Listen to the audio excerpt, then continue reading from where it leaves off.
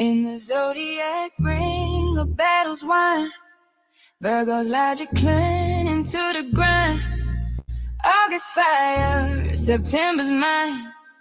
Analyzing, critiquing, who's one to find? Virgo versus everybody, ain't no pretend. Details their game, but emotions can bend. In a fight with another Virgo, it's a test. Who can dissect the best?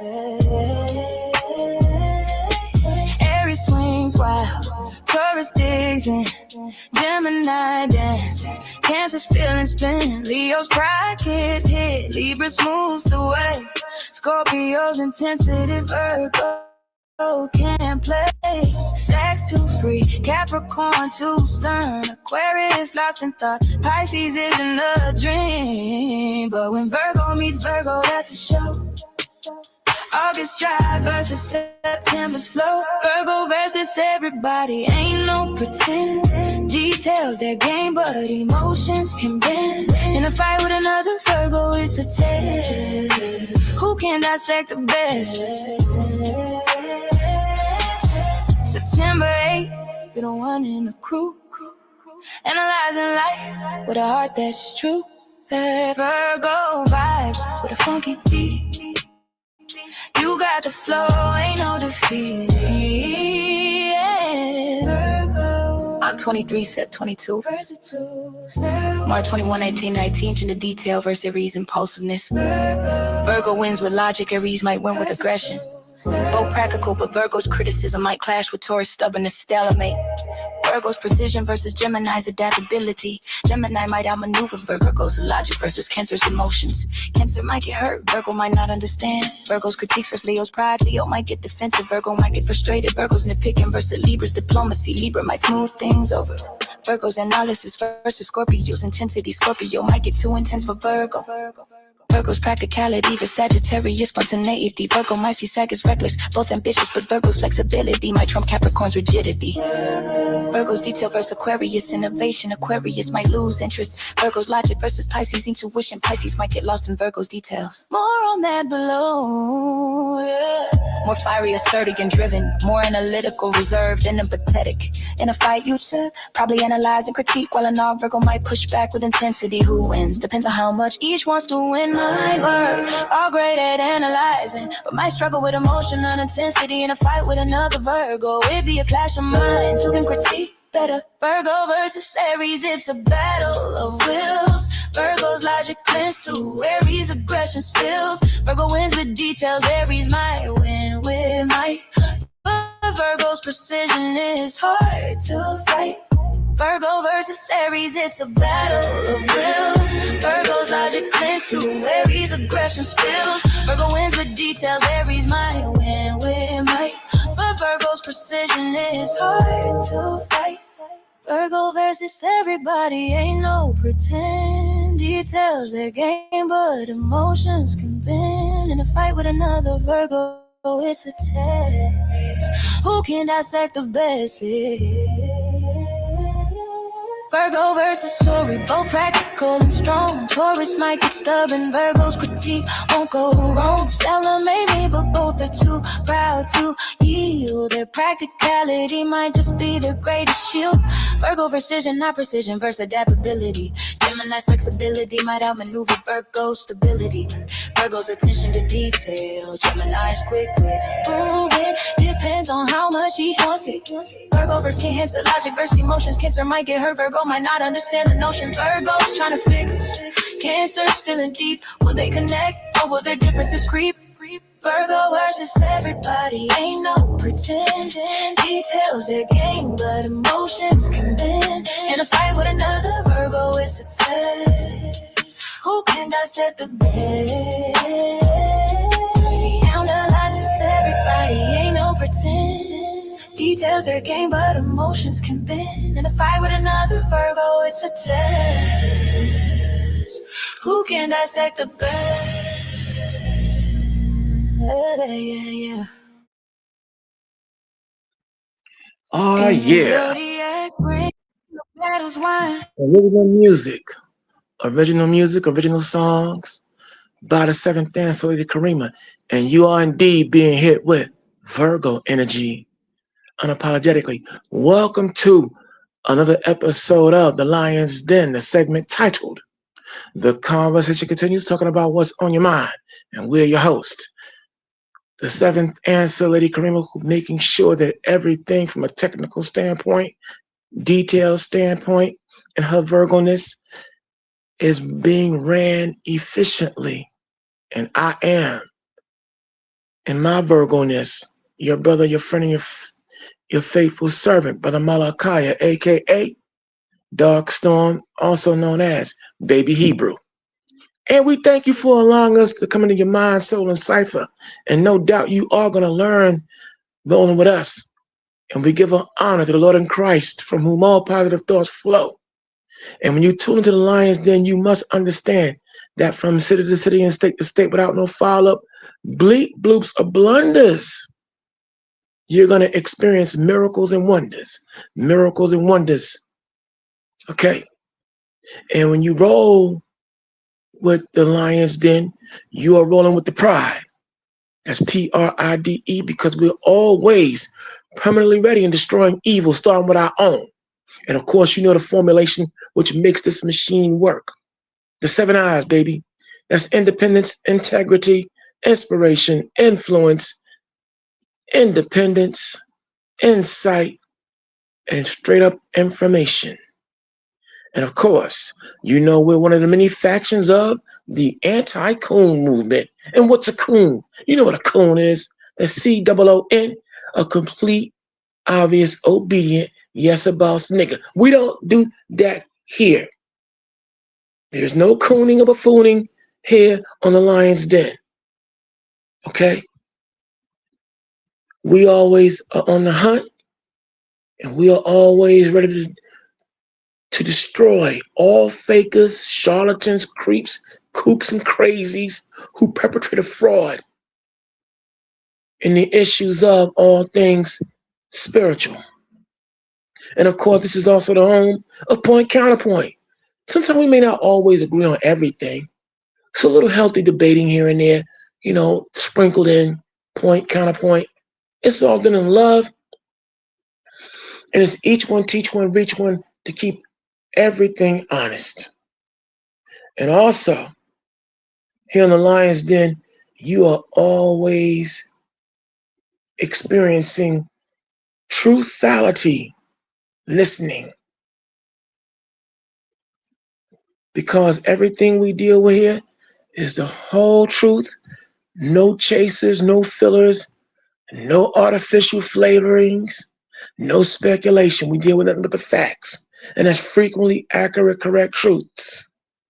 In the spirit of Isaiah, the 41st chapter in the Bible, which tells us what to always produce our cause, bring forth our strong evidence and reasoning, which goes into 1 Thessalonians, the 5th chapter, verse 21, which tells us to be ready, willing, and able to prove all things.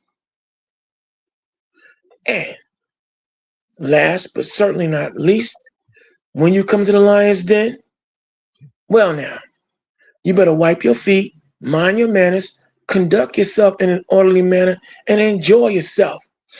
Because if you get out of line at any given time, well, the 7th answer, she will swoop down, the lioness. That's also one of her nom de gores, the lioness. Oh, she will swoop down and break you down with the quickness, work you out like physical fitness, hit you with somebody, get up out of here on the cyber gangster level that not even a Jehovah will witness. And with all these formalities out the way, now we're going to be talking about conspiracies, world issues, spiritual warfare, and all things about to pop off possibly in California. We got to, and like I said, Virgo energy. Here we are. We are always practical, critical, political, but we always strive never to be hypocritical. What you see is what you get. We don't put on no airs. And so, again, with all these formalities out the way, listen, let's get it in. Let's just get to work. Now, we're gonna go into this Iran, Israel, and United States conflict. Because there's a big question out here. You know, back in the day, you had a cartoon that was titled, Where in the World's Carmen San Diego? Well, the big question right about now is, where in the world is Benjamin Netanyahu? Where is he?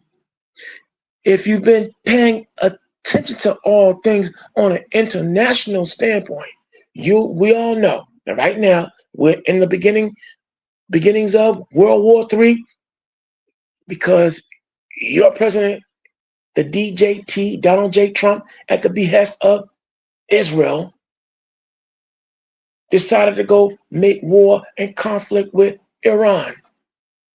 And in that conflict, while that conflict was transpiring,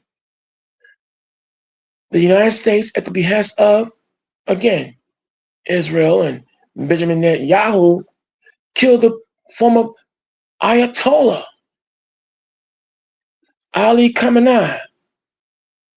And now, a few weeks later, within this week's time frame, it's alleged that Benjamin Netanyahu and his brother both got hit and both got obliterated.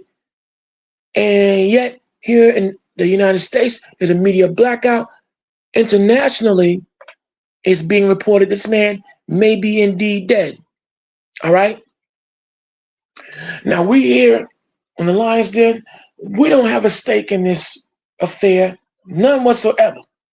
But at the same time, we're not going to pretend that we don't understand that you reap what you sow, and what you sow is what you reap. And if indeed Benjamin Netanyahu was obliterated and bombed to the Stone Age or back to the spirit world, well, what did you think was going to happen when y'all hit Ali Khamenei?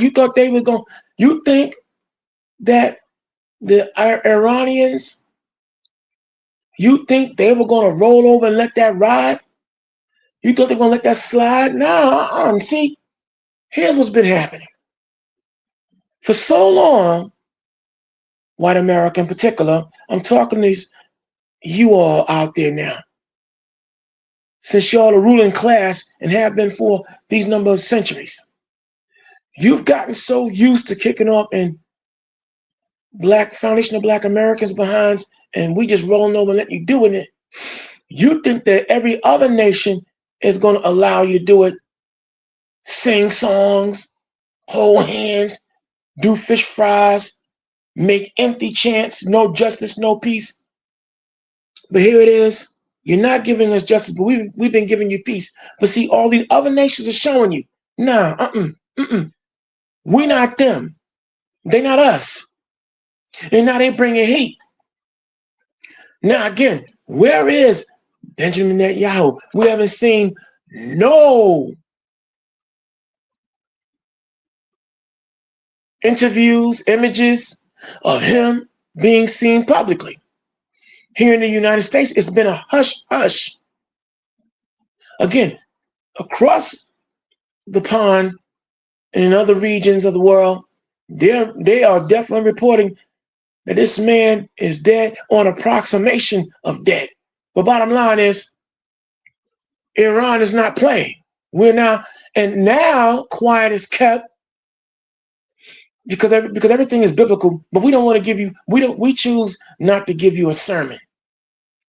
We're discussing the Bible without giving you a sermon, without inundating you with scripture after scripture, because see, we know some of you out there may not be Bible believers, but we are able to be flexible enough to give you, in talk show format, biblical scriptures falling off the pages non-stop.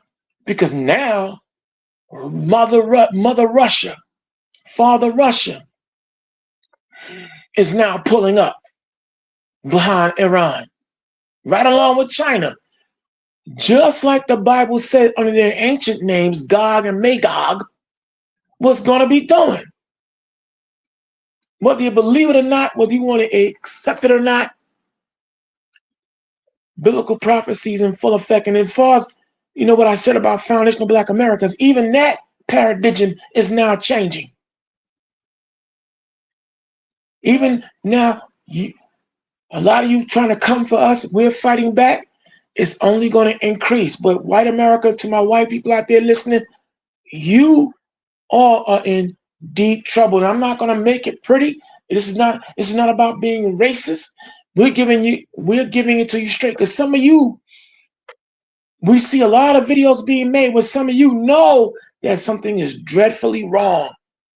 And you're right. You're quite right. Hold on.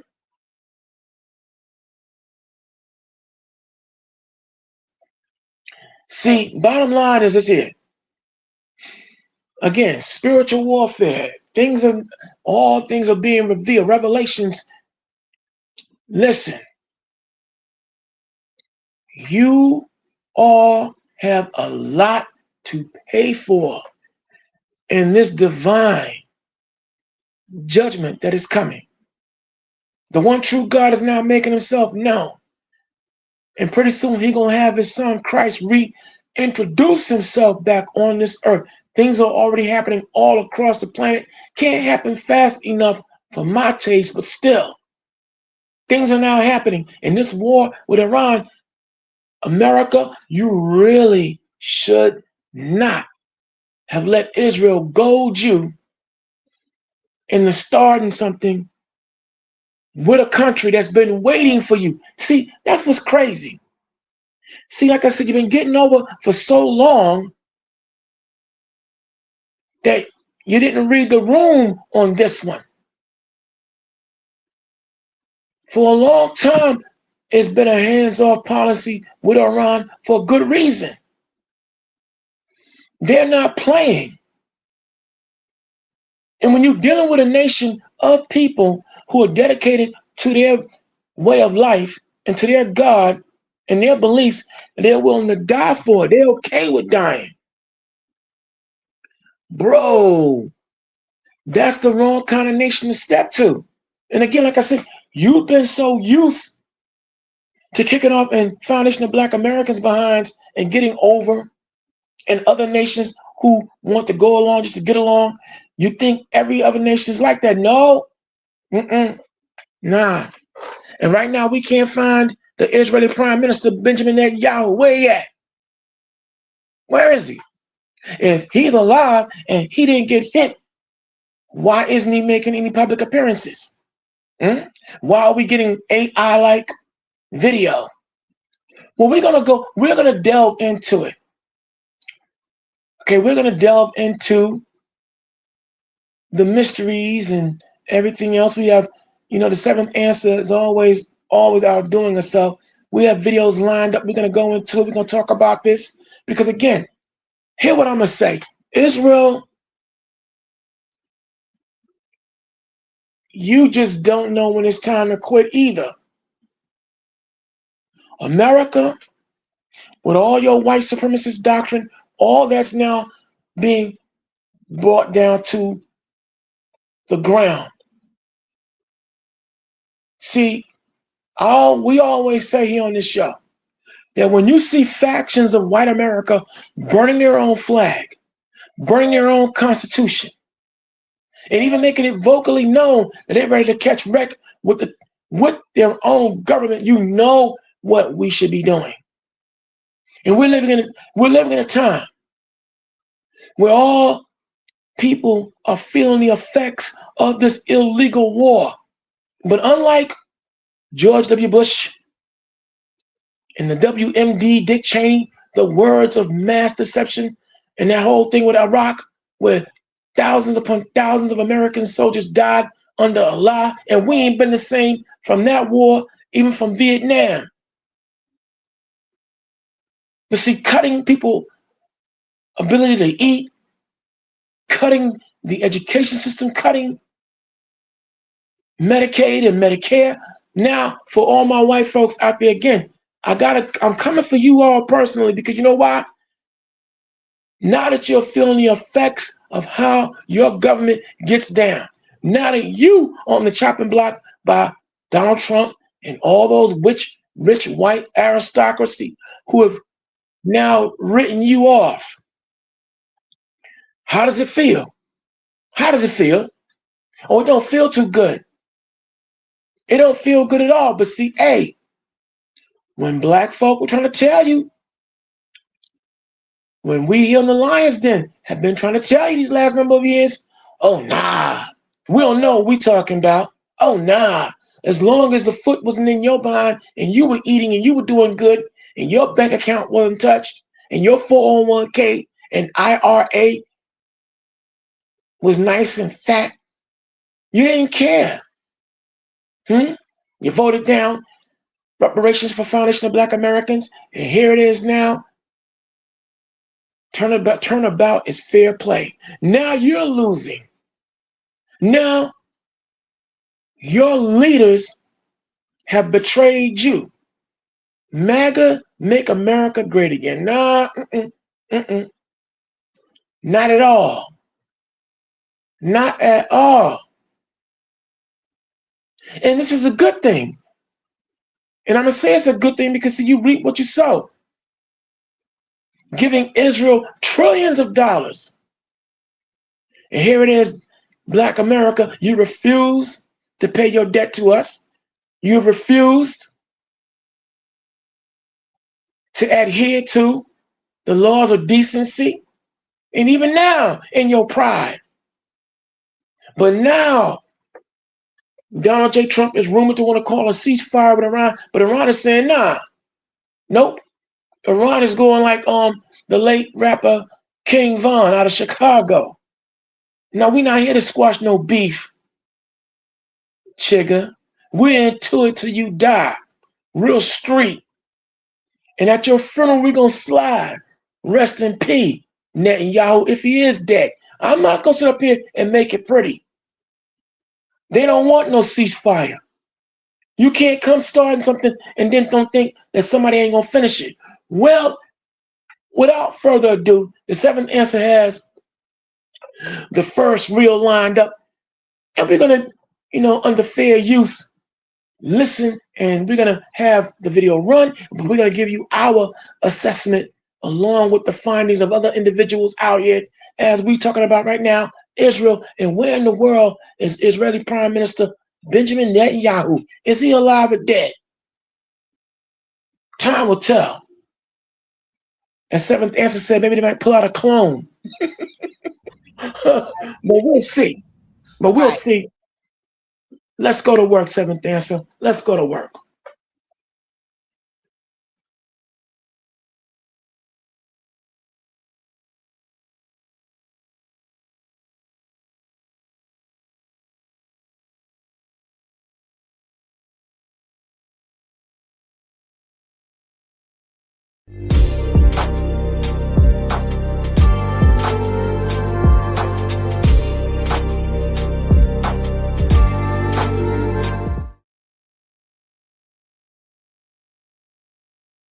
Government for the moment its leader is struck. The protocol exists not because governments expect their leaders to be targeted. It exists because the absence of visible, confirmed, unambiguous leadership in the immediate aftermath of a strike on a head of government produces something more dangerous than the strike itself. It produces a vacuum. And into a vacuum, in wartime, flows speculation, rumor, adversarial messaging, ally anxiety, and the specific kind of strategic paralysis that comes when the people who need to make decisions do not know whether the person who is supposed to authorize them is alive to do it. Iran's IRGC issued a statement on March 9th. Missiles targeted Benjamin Netanyahu's office. Missiles targeted the home of the Israeli Air Force commander. Netanyahu's fate, the IRGC stated, was unclear. And then, silence. Not the silence of a government managing its communications carefully, not the silence of a prime minister who is safe in a secure facility and choosing the right moment to appear. The silence of wartime media restrictions implemented on February 28th that have created an information vacuum so complete that the most consequential question in Israeli politics, is the prime minister alive, cannot be answered with certainty from outside the Israeli government's information perimeter. Where is Netanyahu? That question, hanging unanswered over a war that has killed 67 Americans in Kuwait and struck the Fifth Fleet in Bahrain and closed the Strait of Hormuz and pushed oil above $130 and fractured NATO between France and Spain and sent American tankers fleeing to Europe from Prince Sultan. That question is not a peripheral detail. It is the question that every government with a stake in this conflict is asking its intelligence services to answer right now. Because if the answer is what Iran's IRGC is claiming, everything changes. Let me be precise about what we know and what we do not know, because precision matters more than narrative in a situation this consequential. What we know, Iran's IRGC claimed on March 9th that missiles struck Netanyahu's office and the home of the Israeli Air Force commander. Iran has made operational claims throughout this conflict that have subsequently been confirmed. Ras Laffan, Ras Tanura, Jufair, the THAAD radars, the Hyatt Hotel in Manama, the bases in Kuwait, Iraq, and Jordan. Iran's strike claims in this conflict have a higher confirmation rate than Iran's strike claims have historically had. That is the operational baseline against which this claim lands. What we do not know, Netanyahu's current condition. Israel. Meet Squibbler, the AI book writer that transforms your ideas into Sorry fully about the developed commercials, y'all. We chapters. can't get rid of those. Those ads are just in there. So rock with us on that, okay? Since February 28th. The Israeli government has not produced a verified, time-stamped public appearance by the prime minister since the IRGC's claim. There are statements attributed to Israeli officials. There is government machinery continuing to function. There is no clean, unambiguous, this is Netanyahu, alive and in command appearance that closes the question. The information vacuum is real. The speculation it produces is real. The strategic consequences of that vacuum are real, regardless of the underlying truth. Now understand what Iran's targeting of Netanyahu's office means, even if the prime minister is confirmed safe. The targeting of a head of government's office in an active conflict is not a tactical strike. It is a political act executed with military means. It is Iran telling Israel and telling every government watching that the decision maker who authorized the strikes on Iran is nuclear facilities. The man whose political survival has been intertwined with the prosecution of this conflict since before it began is inside Iran's targeting calculus, not protected by distance, not protected by security architecture, not above the conflict in the way that heads of government have historically been treated as above the direct physical consequences of the wars they authorize. Netanyahu authorized the war. Iran targeted Netanyahu's office. The message does not require a confirmed kill to land with full force. The message is, we know where you are. We can reach you. The security perimeter that stands between you and our missiles is not the guarantee it was before March 9th. That message is received in Jerusalem. It is also received in Washington, in Riyadh, in Abu Dhabi, in every capital where a head of government has been watching this conflict and calculating their own exposure. And now Can I come in now? Because the Allied fracture that has emerged. We're gonna let it run. Every 10 minutes, I'm gonna come in. But now, what he's saying in so many words is that, listen, Benjamin Netanyahu, Donald J. Trump, and all that P-head stuff, they talk all that yang, talking all that dookie-doo. And now here it is, Iran is showing you, yo, y'all touchable. Because if the Israeli prime minister can be touched, that means the president of these United States can be touched, and anybody else who have their hands in this diabolical, proverbial, corrupt cookie jar. Iran is not playing, but now Russia, China, and all the other nations are now backing, coming up in the backup, and they're not. And again, like I said, they aren't playing. See, what we're dealing with here are gangsters trying to take over the entire network of the economy and all the resources and wealth of the world. Iran ain't been playing ball. Russia hasn't been playing ball. But now we're seeing spiritually, again, the divine hand of the Lord is now in effect saying, Esau, your time is up. White America, your time is up. Benjamin, see, they can't come right out and just say that one of the main agitators of this conflict just got touched. You know how bad that'll look? Especially when you was talking all that cocky cuckoo, kooky poo poo poo poo. You know what I'm saying? When you talking all that garbio about you can't be touched, how bad you are, and now here it is, one of the main ones talking all that. Okay, talking all that shit. Okay, sorry, y'all. This one I just gotta cut loose. Let me have that.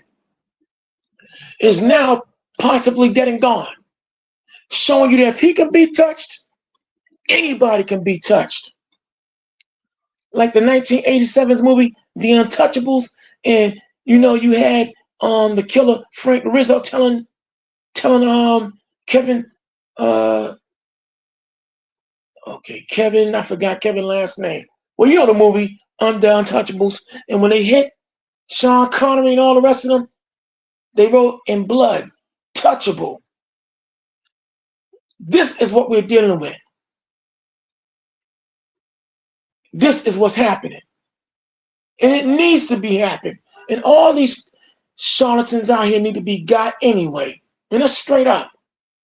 Run the video, Karima.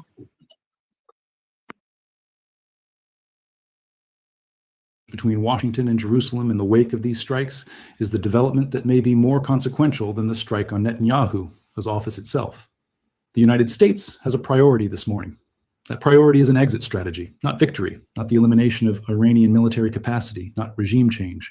An exit strategy, a path out of a conflict that has pushed oil above $130, killed 67 Americans in Kuwait, evacuated tankers from Saudi Arabia to Europe, fractured NATO between France and Spain, triggered sovereign wealth fund withdrawal discussions worth $2 to $3 trillion, and produced Goldman Sachs projections with no clean ceiling. Washington needs this war to end.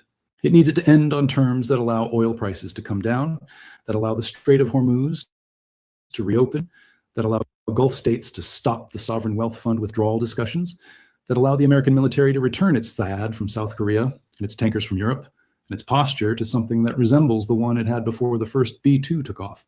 Israel has a different priority.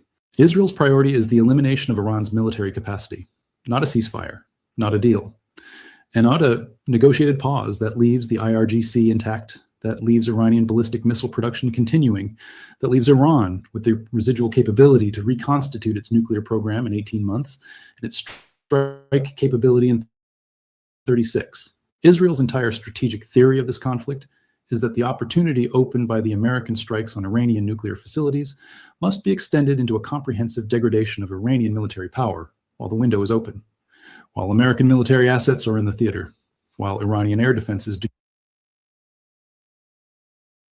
I just sketched an idea this morning, and I now have a fully animated voice. While the operational conditions exist to accomplish what Israel has been arguing for years, needs to be accomplished. The disagreement between Washington and Jerusalem over extensive strikes on Iranian oil infrastructure is where this fracture became public. Israel wants to strike Iranian oil infrastructure, the Karg Island export terminal, the Abadan refinery, the South Pars gas field, the physical architecture of Iranian oil revenue that funds the IRGC, that funds the missile program, that funds Hezbollah and Hamas and the Houthi operation in the Red Sea. Israel's argument is that without those revenues, Iran cannot sustain the military capability that makes it dangerous. Strike the oil, starve the military, end the threat permanently. Washington said no. Washington said no because striking Iranian oil infrastructure does the one thing that the American exit strategy cannot survive. It extends the supply shock. Oil above $130 is already politically unsustainable for an administration managing domestic energy prices, European allied pressure, and a global economy that is absorbing the Hormuz closure on strategic reserve drawdown. Iranian oil infrastructure struck means Iranian oil, approximately 1.5 million barrels per day, already partially sanctioned but still flowing through Chinese purchases, leaves the global market entirely.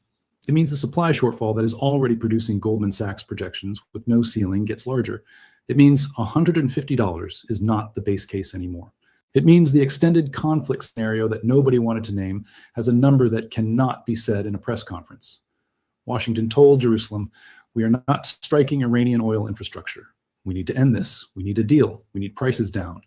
Jerusalem said, "We did not start this war to leave Iran capable of doing it again." The cancellation of Steve Witkoff and Jared Kushner's planned trip to Israel is the diplomatic punctuation mark on that disagreement. Witkoff is Trump's personal envoy. Kushner is family. These are not career diplomats whose travel schedules reflect bureaucratic priorities. These are the two people closest to Trump in the diplomatic architecture of this conflict. The people who were supposed to be managing the relationship with Jerusalem through the hardest passages of the campaign. Their trip was planned. Their trip was canceled. That cancellation is not a scheduling conflict. It is Washington telling Jerusalem, through the language of absent envoys, the relationship is under strain severe enough that we cannot manage it in person right now. The disagreement over Iranian oil infrastructure strikes is public. The gap between exit strategy and elimination strategy is real. Yeah, Eugene Dawson, I see you talking. Okay, I'll come to the comment section pretty soon. But translation with this, what is being said is this here. Iran is saying, nah, you can't come attack us, and now you want to talk a deal after the fact. Now that American soldiers are already getting rolled out, getting their behinds handed to them. Okay, thus far. And see, if you're paying attention also here on American shores, we told you some time ago on one of our broadcasts, we told you some time ago, and if you've been paying attention to the news and there are other black voices talking about it as well, hey, yo, have y'all been listening to the news about the possibility of the reinstatement of the draft? Yeah, that's on the table now. See, they understand this conflict is on now. Iran is saying, no, you can't want to talk a deal, and we can't sit down with you after you done struck and you killed our Ayatollah. You know, that's like starting a fight. You punch somebody in the face, and then because you got your head off, you want to stop. No. Nah, you're not going to hit me, and I'm not going to try to strike back and get mine. See, America, listening to Israel, listening to and allowing these people to get into your head and into the governance and politics of this society here, now you done bit off more than you can chew, and you realizing it. But no, see, cutting people's legs off here in this country, that's got to be answered. And it's going to be answered. And I'm going to tell you right now, here, we're not going to pull punches. If you reinstate the draft, you're going to see something in this in America. Why? Because this generation, this millennial generation, unlike Gen X, my generation, and others in past, they're not having it. You are not going to have all these broke down, dusty, crusty Vietnam draft dodging punks goad them into a war they didn't start. They not unlike they've learned from the Iraqi conflict and the words of mass deception and the world trade and all that, how that was all U.S. orchestrated to get us to where we are right now in pure darkness. All those American soldiers that have come back here from that conflict broken, homeless veterans living on the street, even myself, I can't get the aid and help I need, and I serve this country. So this generation is saying, we're not doing it. You can reenact the draft if you want, but you're going to be in for a rude awakening with the sedition that's about to happen. But again, Trump, you want to call now for a ceasefire? Nah. You started it, Iran is going to finish it.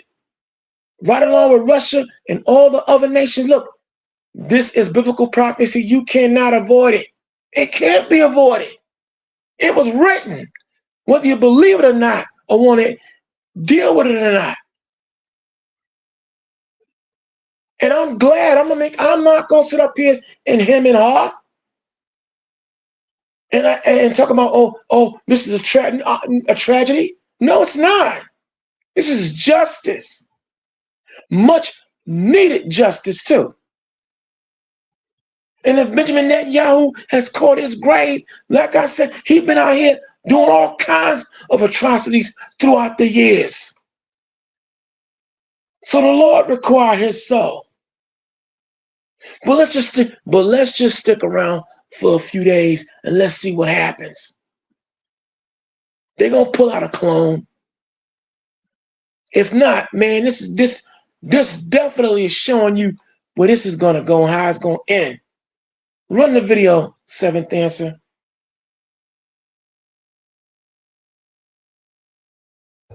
And the people Trump trusted to bridge that gap have been stood down from the attempt. The US-Israel alliance, the most durable, most institutionally embedded, most publicly proclaimed bilateral relationship in American foreign policy, is experiencing a fracture that is visible from space this morning. And Iran is watching it. Meet Devoto AI, the photo editing software that everyone's talking about. Iran's IRGC statement on Netanyahu's office was not only a military announcement, it was a wedge. It was Iran calculating that the combination of Netanyahu's uncertain public status, Israeli domestic politics in wartime, and the US-Israel disagreement over strike objectives creates the maximum possible pressure on the alliance at the moment it is most strained. If Netanyahu is confirmed incapacitated or worse, if Israeli leadership transitions under wartime conditions, the coherence of Israeli military decision-making becomes uncertain at exactly the moment when Washington is trying to impose restraint on Israeli strike objectives, and Jerusalem is resisting it. The vacuum is the weapon, not just the missiles that created it. The information vacuum, the uncertainty, the days of unanswered questions about the prime minister's status that fill the global information space with speculation that Iran amplifies, that adversaries exploit, that allied governments have to manage without clean answers from the Israeli government that is operating behind wartime media restrictions. Every hour that the question where is Netanyahu remains publicly unanswered is an hour that Iran's narrative, we targeted him, his fate is unclear, occupies the space that Israeli confirmation would fill. Every hour is an hour of allied anxiety of Washington, uncertainty of the specific kind of diplomatic paralysis that comes when the counterpart on the other end of the phone may not be the decision maker you need them to be. The cancellation of Witkoff and Kushner's trip lands in that hour. American strategy needs an exit. Israel needs an elimination. Netanyahu's status is unclear. The envoys are not going. The fracture is public. The oil is above $130. And somewhere in this, in the information vacuum and the allied fracture and the diplomatic cancellation and the IRGC's claim, is the shape of where this conflict is going next. Not toward the clean, decisive, bounded American air campaign that the first B-2 strike was supposed to represent, toward the scenario that every serious analyst watching this conflict has been naming in private for days, a conflict that ends not when one side defeats the other, but when the accumulated weight of cost, American political, Israeli strategic, Gulf economic, European energy, forces a negotiated outcome that nobody wanted, and that the side which can hold longest gets the most out of. Iran is holding. America is looking for an exit. Israel is fighting the exit. Netanyahu's office has been struck. And the question that sits at the center of all of it, the question that the information vacuum will not answer cleanly, is whether the man who started this war is still in a position to decide how it ends. Where is Netanyahu? The world is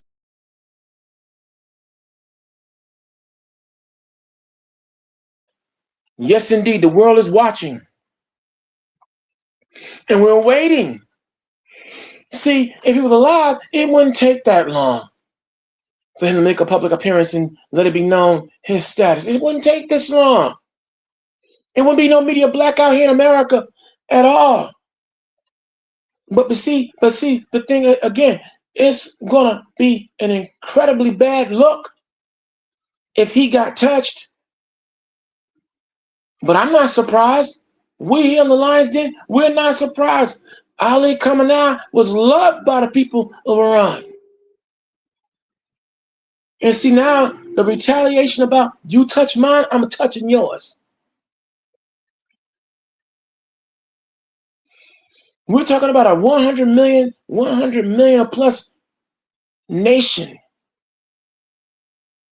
These people are not playing. And they are more sophisticated militarily than a little bit. And if they send don't let Trump and company decide to send American troops into the land, you think thousands upon thousands of American soldiers got their behinds handed to them in Vietnam and in Iraq? If you think that was bad, man, if they send boots and troops on the ground and it's already being shown. Thus far, they say 150 American soldiers are now dead. See, now you know how they do. You know how it go. When they say 150, it means 1,050. Okay? You put them out there in that kind of terrain, or they're going to get pop, mocked, and dropped. And it's just that simple. And then economically, oh, you better believe that we the people are going to feel the squeeze on that. That's clear cut. We're already feeling the squeeze. Because America under, or should I say, the United States of Israel, okay, has been taking all the money from we the people to give to Israel. I mean, how many of you were paying attention back in June of 2025 when $300 billion from Medicaid was suddenly cut? And guess where it went, y'all? That's right, Israel. Again, don't forget, just a few short months ago, over 250 United States mayors, governors, senators, congressmen, all went to Israel to pledge allegiance and a vow to Israel. Hell, we had boxer Floyd Mayweather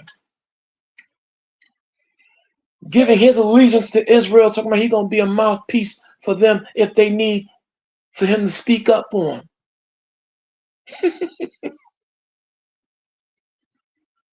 The cutting of all the social spending programs that are needed in this country. And all that money now being given to Israel. All that American money. On top of already the $3 billion or the $8 billion that's rumored all these years to have been going to Israel. Now, my concern is not with the Palestinian people either, because you have two factions of people fighting over a land and don't belong to either one of them. Okay? Let's not forget that the state of Israel was negotiated by two black men. All right? It took two black men to negotiate the entire state of Israel being able to come to fruition by the name of Ralph Bunche and Charles White. Okay? See, this is why you need the lion's den. This is why you need for the seventh answer, Lady Karima and myself, to be on our job, to be on our mission, and hold our position to be information seekers, to come here and articulate and talk to you exactly what is happening, because we don't have no one breathing down our backs, because we're not depending on anybody for our bread and butter, but our one true God and our own hard elbow grease work. So we don't have no one telling us what we can and cannot say, because we're not part of the coon brigade. So we're able to speak freely and let it be known what is truly happening out here. Let me take a quick time out. I want to read some of the comments by Eugene Dawson. Let me, first off, you say we're going to welcome everyone out there who's listening, but if you want to come to the comment section, which is a good thing, you say that if Russia and China are entering the fray, that means they're providing targeting information. And I wouldn't put that past them, Eugene Dawson. I wouldn't put it past them. Then you said China and Russia are putting on a propaganda campaign to appear to be favorable toward African people. The Russian Orthodox Church has had pictures of Black Jesus for centuries. Why bring them out now? Why is China saying that their ancestors were Black at this time? They both want to get their hands on African minerals and will only develop Africa as little as possible, while Islam enslaved Africans before Europeans. You know what, Eugene Dawson, I'm going to give you a even higher level answer as to why all of a sudden you have both Russia and China. Here's something I want you to consider. They understand that we, the foundation of Black Americans here in this country, that we are the true Jews the Bible speaks of.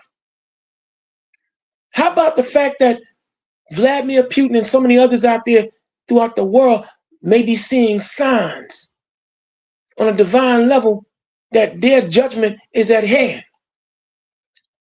How about the fact that maybe, not even maybe, there are other nations now understanding who we really are in the scheme of things and how deep, deep, deep in trouble they are as we're now coming back into our power.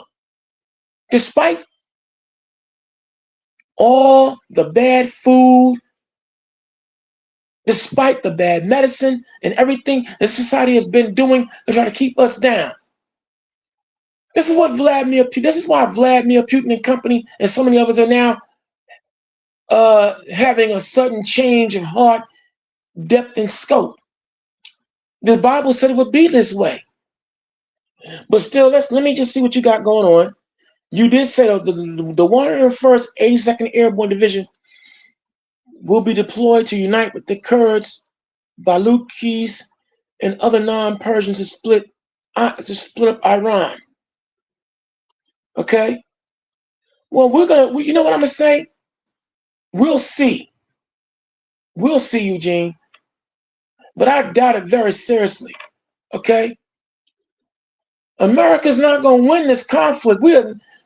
I'll say we, and I'll use we loosely, but I'm gonna say we because since we, the American people, we're the ones paying for this war, having our, school budgets and everything else cut, jobs being cut. Yeah. See, there's a war about to erupt right here on American shores, and when this draft is reinstated, mark our word, when this draft is reinstated, you're gonna see hella sedition. Because again, this generation, they're not interested. They're not interested in being used by all these broke down old. And I'm gonna say it that way. Because typically when you get old, you're supposed to pass the baton to the young so they can run and take care of things. But what we call baby boomer generation, greedy, and have been robbing the coffers of this society for far too long. And this is the generation that's not having it. If they reinstate this draft, like I said, you're going to see something in this country. And now we're going to continue the conversation. We have the next video queued up. Where in the world is Benjamin Netanyahu as we're talking about conspiracies, spiritual warfare, and so many things that are transpiring all at once? Fair use, y'all. Seventh answer, take it away.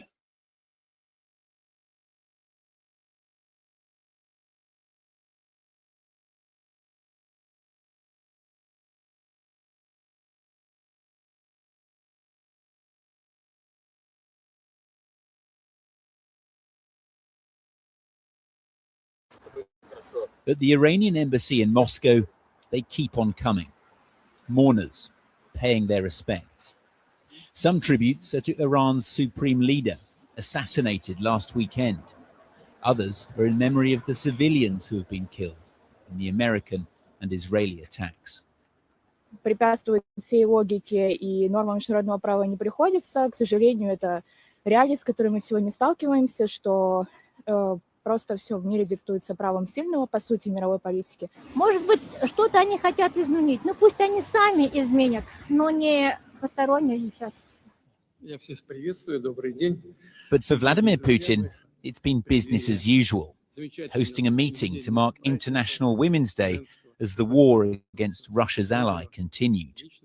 He did condemn the killing of Iran's leader as a cynical murder and has called for a ceasefire, but no sign of Moscow intervening. Strange, you might think, given Russia's relationship with Iran. Last year, they signed a strategic partnership agreement. and Iranian drones have helped Moscow wage war in Ukraine. So why not return the favor and come to Tehran's aid, now that Russia has a drone industry of its own? In certain way, we are still the hostage of Ukrainian situation, and being in conflict with the United States, it will limit chances for find a common language with Americans. And for Russia, any kind of interference into this war could be very risky. Could be very risky from both political and economic point of view. But watching from the sidelines has come at a cost. The war in Iran is a blow to the Kremlin, both strategically and reputationally, because it means in little more than a year, 3 of its closest allies have been toppled. There was Bashar al-Assad in Syria, Nicolas Maduro in Venezuela, and now Ali Khamenei in Iran. The limits of Moscow's influence are being laid bare. On Russian state television, they're not happy. The Pentagon has opened a new Pandora's box, this anchor says. But it's not all bad news for Moscow. The spike in global energy prices will boost its war economy, as will the lifting of US sanctions on Russian oil sales to India. But the prize catch remains America's help on Ukraine, and that will require more patience. At the Iranian embassy in For some reason, this White House decided to loosen sanctions on Russia. And it came the same week that the Ukrainians, who were actually helping us in this war, not targeting us, so just so people in the White House can understand why this matters, the Russians are helping the Iranians target Americans. That's on one side. On the other side, the Ukrainians are helping Americans with what they've learned, intercepting Iranian-made drones that were sent to their front line. So the Ukrainians are helping us in this war. Russia is trying to kill American troops. It matters. And Mika, the fact that this is still going on 10 years later, the fact that you still have these bizarre statements about Vladimir Putin targeting and trying to kill Americans, saying that doesn't matter, is a real problem. I guess people in the White House and the MAGA crowd can yell, Russia hoax, Russia hoax. Maybe that makes him feel better, but it doesn't change a central fact. Vladimir Putin and Russia, according to these reports, are helping Iran target America. To kill American troops. And on the other side, Zelensky is actually helping us. And the White House is saying it doesn't matter. It matters. It matters a great deal. It matters to Americans. And it matters why after 10 years, Donald Trump is still doing this, still claiming that Russia is winning on the front lines against the Ukrainians when they've had a savage. Now, I hope you're paying attention to what this man is saying. Because, see, biblically speaking, in the book of Obadiah, when it talks about the fall of Esau, because some of y'all know that some of you out there don't believe that so-called white America are the children of Esau. I know some of y'all think they're Japhet and all that other foolishness, but you know that doesn't even align. Don't even align with biblical prophecy. But in the book of Obadiah, it speaks about that the men of your Confederacy, America, those who you thought would be with you, are going to turn against you. So yes, that's right. If Russia is now killing American troops, the Bible said it was going to be this way. Nobody likes America. See, this is the country that has played both sides of the fence. All right?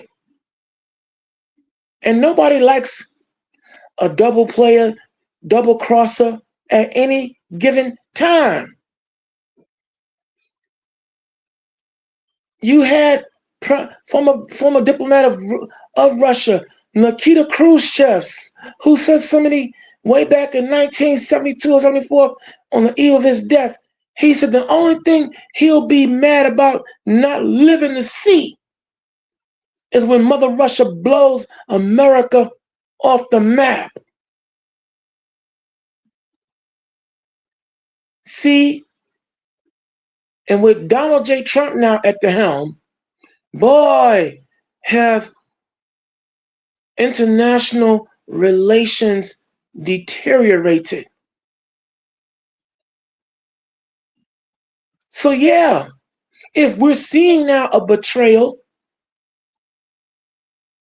and American troops being killed by supposed allies, the Bible said it was going to be this way.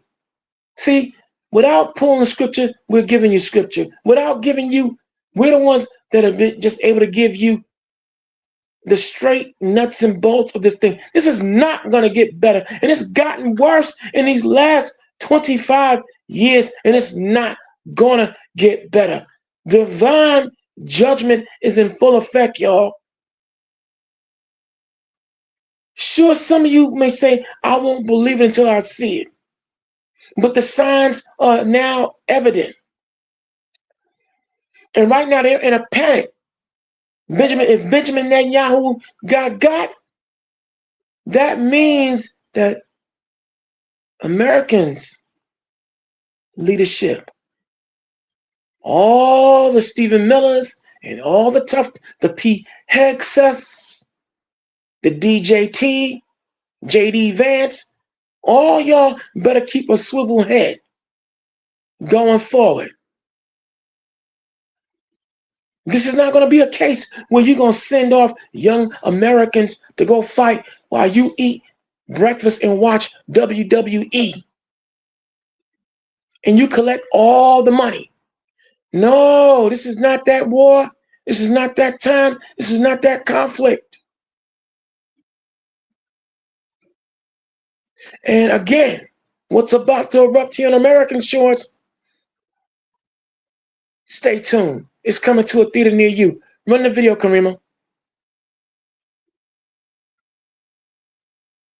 Savagely bad month, the worst month, the Russians, in 2 or 3 years, and yet they still in the White House keep spinning for Vladimir Putin, suggesting he's going to win this war. I've been hearing from the White House for a year now, the Donbass is about to get into Russia's hand. It's not. It's not. Maybe it will one day, but the wishful thinking over the past year is ridiculous. While the Ukrainians over the past month have been picking up more Russian territory than any time since 2023. For some reason, this White House decided to loosen sanctions on Russia. It sounds like the Russians are helping Iran target and attack Americans now. That's an easy problem compared to what we're doing here. but can I be honest? It's just, I have a lot of respect for you. You've always been very nice to me. What a stupid question that is to be asking at this time. We're talking about something else. Can we keep this maybe a little bit?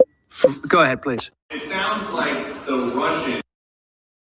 President Trump giving a phone interview to CBS News' Weijia Jiang. She took to social media to give us some of the highlights. And one of the sentences here is getting a lot of attention in the market. The president says, I think the war is very complete, pretty much. They have no Navy, no communications. They've got no Air Force. He added that the U.S. is very far ahead of his initial 4 to 5 week estimated time frame. Weijia reports also that asked about the new Iranian supreme leader who was appointed over the weekend and who Trump has openly criticized. The president told her, I have no message for him, none whatsoever. Jiang reports that Trump said he has someone in mind to replace Khamenei, but he did not elaborate. So as for the Strait of Hormuz, the president telling CBS News that ships are moving through it now, but he is, quote, thinking about taking it over. Trump says he's warning Iran here. He says they've shot everything they have to shoot and they better not try anything cute or it's going to be the end of that country. President Trump giving a phone interview to CBS News' Weijia Jiang. She took to social media to give us some of the highlights.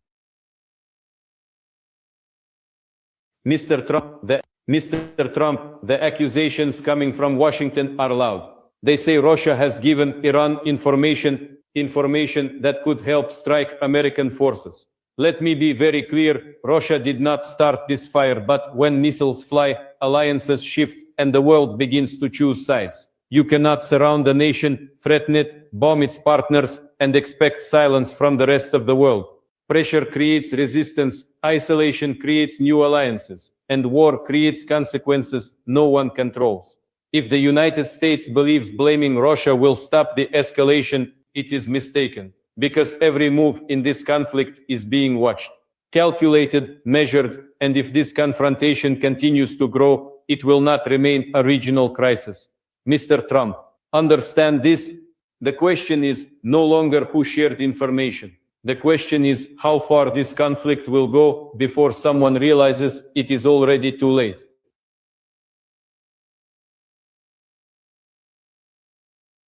Russia is helping Iran target Americans in the Middle East, and China could soon get involved too. We're told by multiple sources that Russia has been providing Iran with intelligence about the locations and movements of American troops, ships, and aircraft, marking Moscow's first known involvement in this war. Now, it's hard to say just how important the Russian intelligence has been to the Iranians, but several Iranian drones have hit locations where U.S. troops have been in recent days, including in Kuwait, where 6 American service members were killed by an Iranian drone on Sunday. China could also be getting ready to help Iran financially and with missile components, according to our sources, but they have been more cautious in their support for the regime. Russia is helping Iran target Americans in the Middle East, and China could soon. And this went very quickly. We talked about that with President Putin. He was very impressed with what he saw because nobody's ever seen anything quite like it. You know, Iran was a very powerful military country, and this went very quickly. We talked about that with President. A very sensitive development is unfolding right now. Iran has officially confirmed military cooperation with Russia, and President Vladimir Putin himself has voiced support for Tehran's leadership as tensions across the region continue to escalate. At the same time, our military has been stretched across the Middle East, responding to Iran's attacks and protecting our allies. But here's the part nobody's talking about. The moment a nuclear power openly sides with the force confronting us in a conflict, it stops looking like just a regional war. Russia doesn't have to send troops. Intelligence sharing, logistical support, or strategic coordination alone could quietly shift the balance against our military and our allies. And if that continues, the risk becomes clear.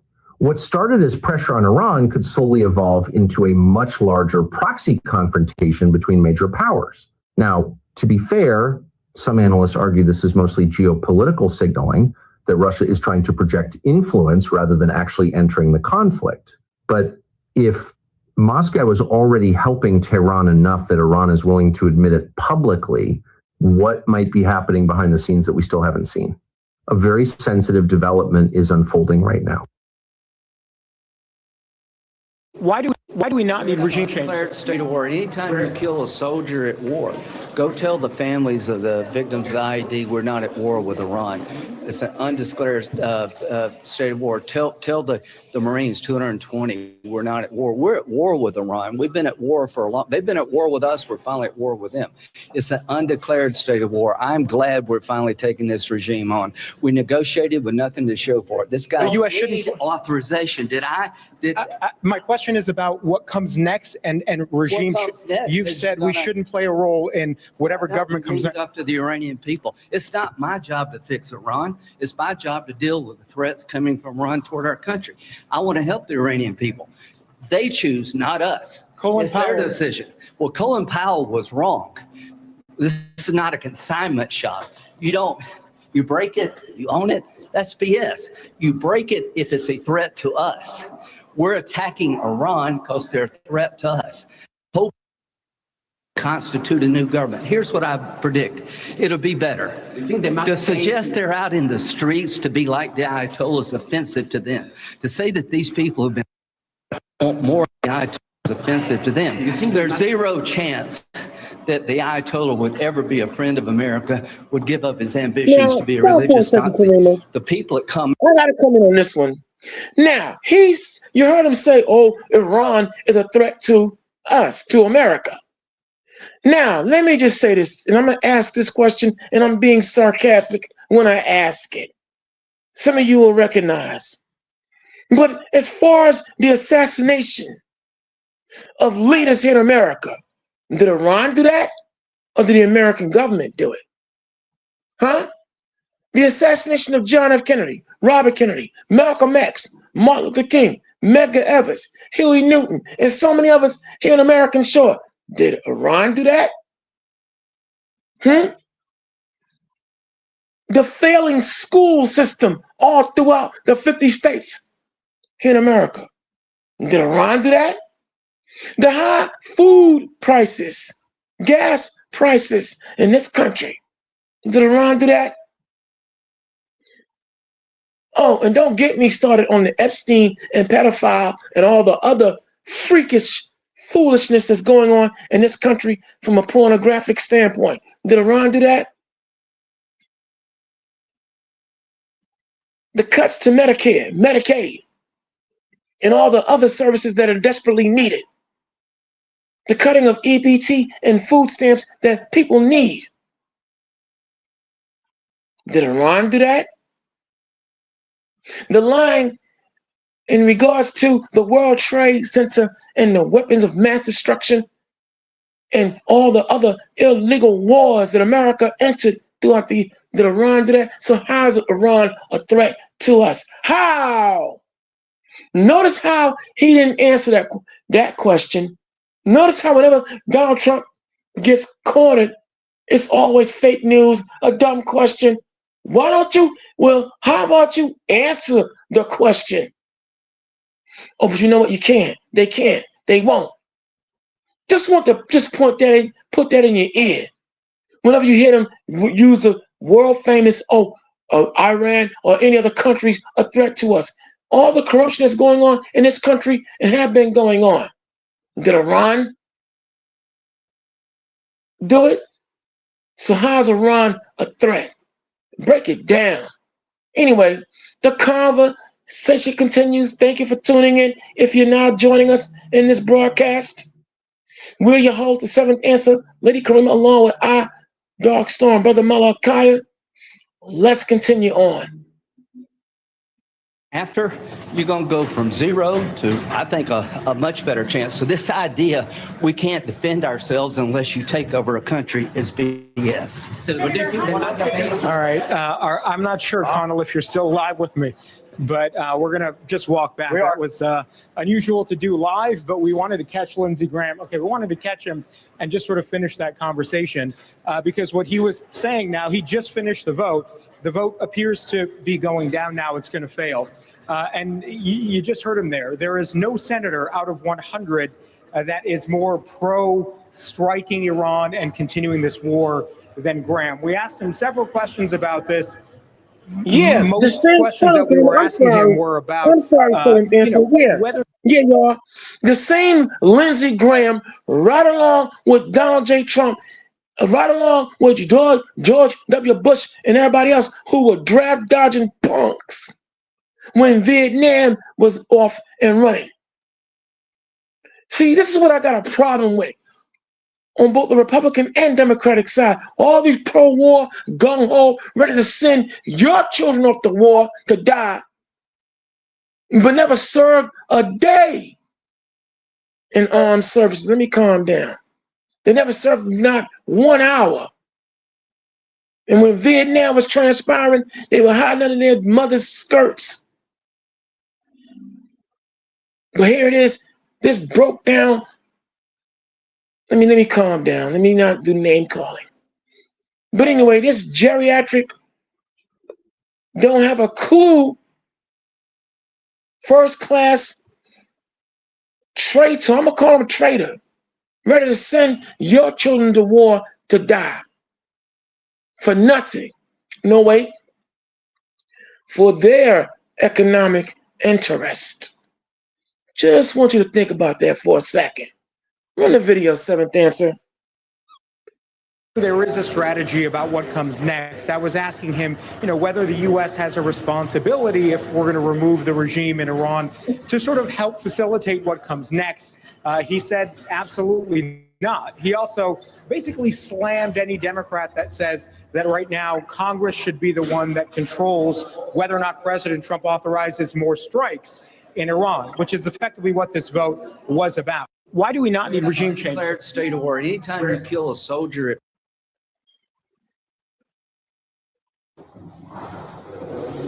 Неспровоцированная абсолютно агрессия против Ирана не имеет под собой никаких оснований и никаких оправданий. Провел телефонный разговор и с президентом Соединенных Штатов, и с премьер-министром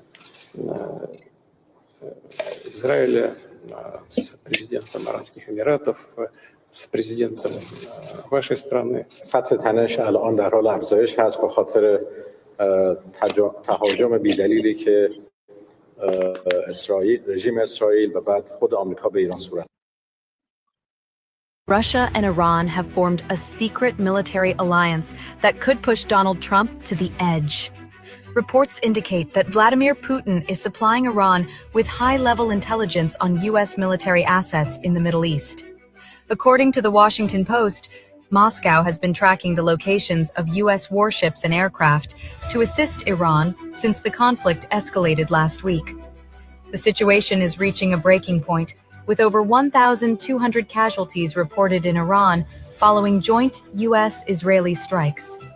While Putin condemns the attacks as unprovoked aggression, Trump has taken a hardline stance, declaring there will be no deal with Iran without an unconditional surrender. As fighting spreads toward Azerbaijan and Sri Lanka, the U.S. Secretary of Defense is warning of a dramatic surge in firepower over the region. Is this the start of a direct confrontation between world superpowers? Or can diplomacy survive this secret intelligence war?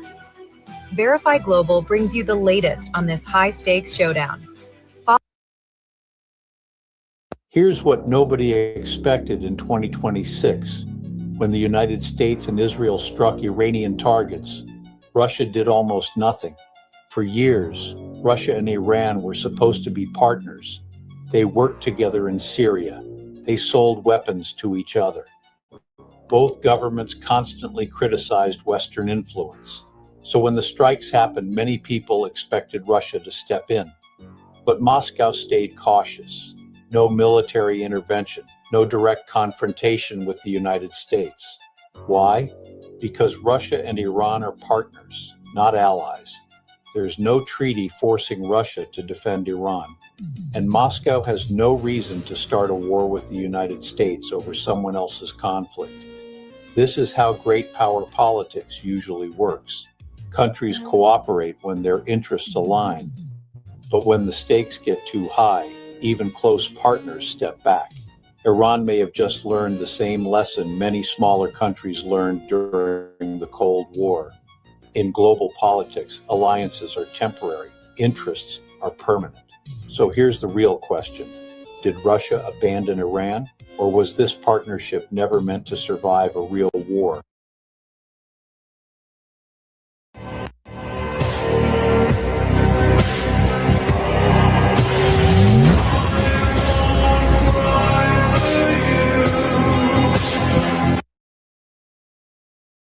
Russia has joined the fight, helping Iran target Americans. The War Secretary is talking about it. Does this put U.S. personnel in any more danger than they otherwise would be? Well, the Russian involvement. No one's putting us in danger. We're putting the other guys in danger. That's our job. So we're not concerned about that. We mitigate it as we need to. Our commanders factor all of this, but the only ones that need to be worried right now are Iranians that think they're going to live. And the biggest news bulletin of the morning, Iran confirmed in an interview that Russia is helping them. Are you receiving any help from Russia? Well, we have a strategic partnership with Russia. So that's a yes? And, well, a military cooperation between Iran and Russia is not something new. It's not a secret. It has been in the past and it's still there and will continue in the future. That's not good. Senator Mike Rounds joins us now. Senator, what should the president do? Well, first of all, the president is doing what he's supposed to be doing right now. He took the right steps when he decided that this military action was necessary and that this was the right time. But second of all, with regard to Russia, look, we they're not doing anything that we don't know about. And the secretary was correct. It's the Iranians that should be worried about this. Our intel is very good. These guys can't do anything without us knowing what's going on. And this is not something new. It's not something that's surprising to anybody that's been following it. One thing that could happen right now, we would love to have approval by the White House for the sanctions bill. I think we've got almost 90 co-sponsors in the United States Senate. I'm one of the co-sponsors. Senator Lindsey Graham has been preparing it now for literally months.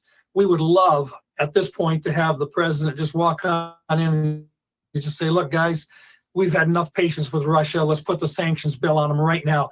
That would send. Russia has joined the fight, helping Iran target Americans. Can you tell us more about your call with Russian President Vladimir Putin today? Yes. What did you discuss? Yes, I had a very good call with President Putin. We had a lot of people on the line from our side, from his side.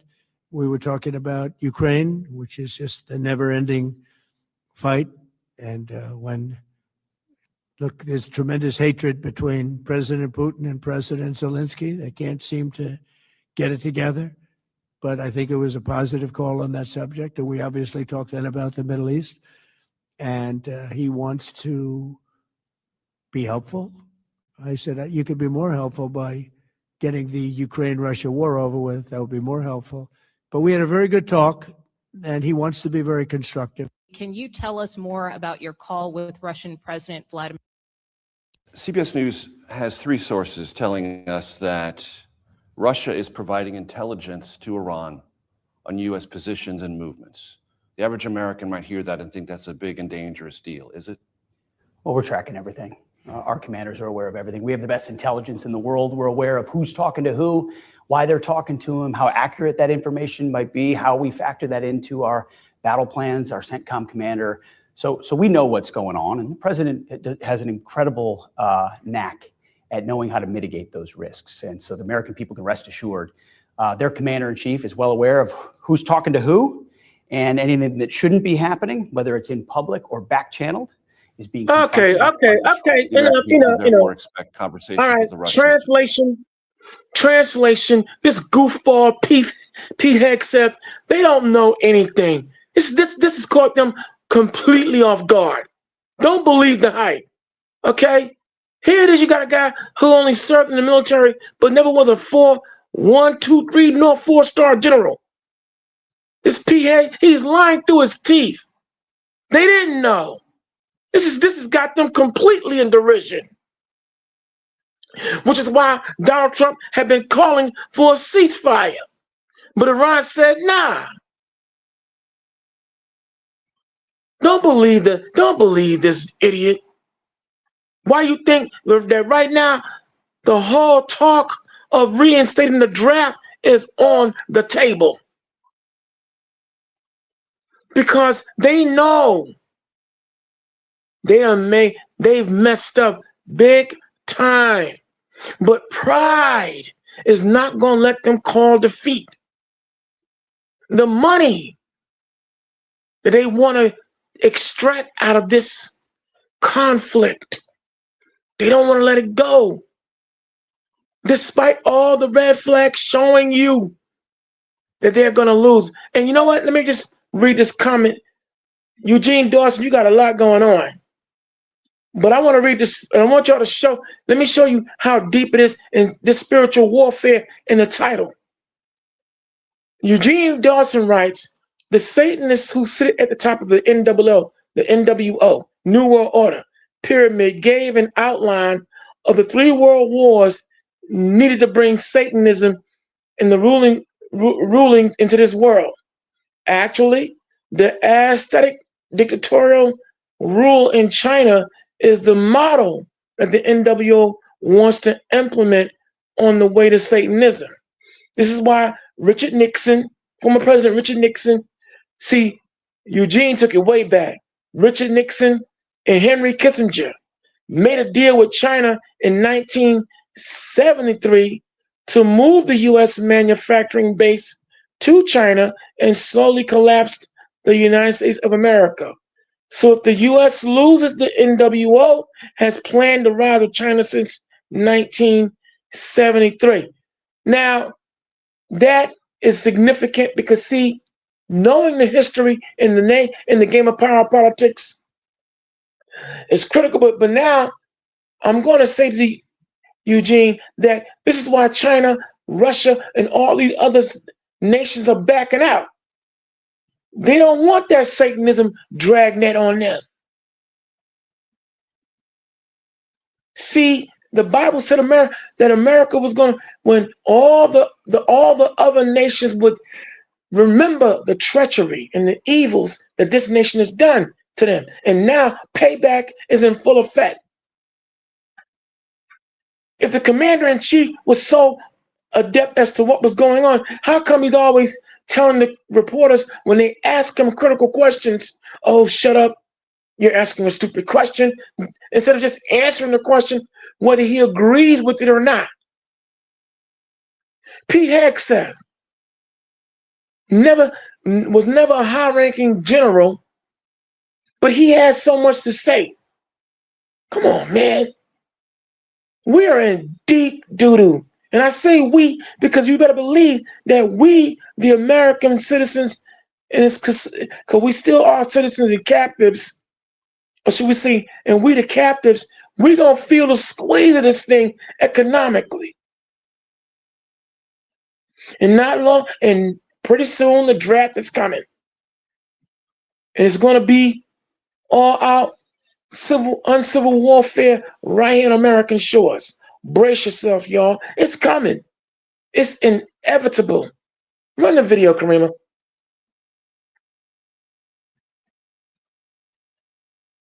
Stop this. Well, President Trump, as people have seen, has a unique relationship with a lot of world leaders where he can get things done that other presidents, certainly Joe Biden, never could have.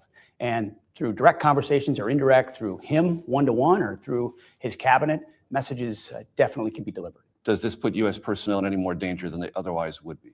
Well, The Russian involvement. No one's putting us in danger. We're putting the other guys in danger. That's our job. So we're not concerned about that. We mitigate it as we need to. Our commanders factor all of this, but the only ones that need to be worried right now are Iranians that think they're going to live. CBS News has three sources telling us that Russia. CBS News has three sources telling us that a massive geopolitical shift is unfolding. The Kremlin has officially confirmed that Russia is in constant contact with Iran following recent waves of aggression against Tehran.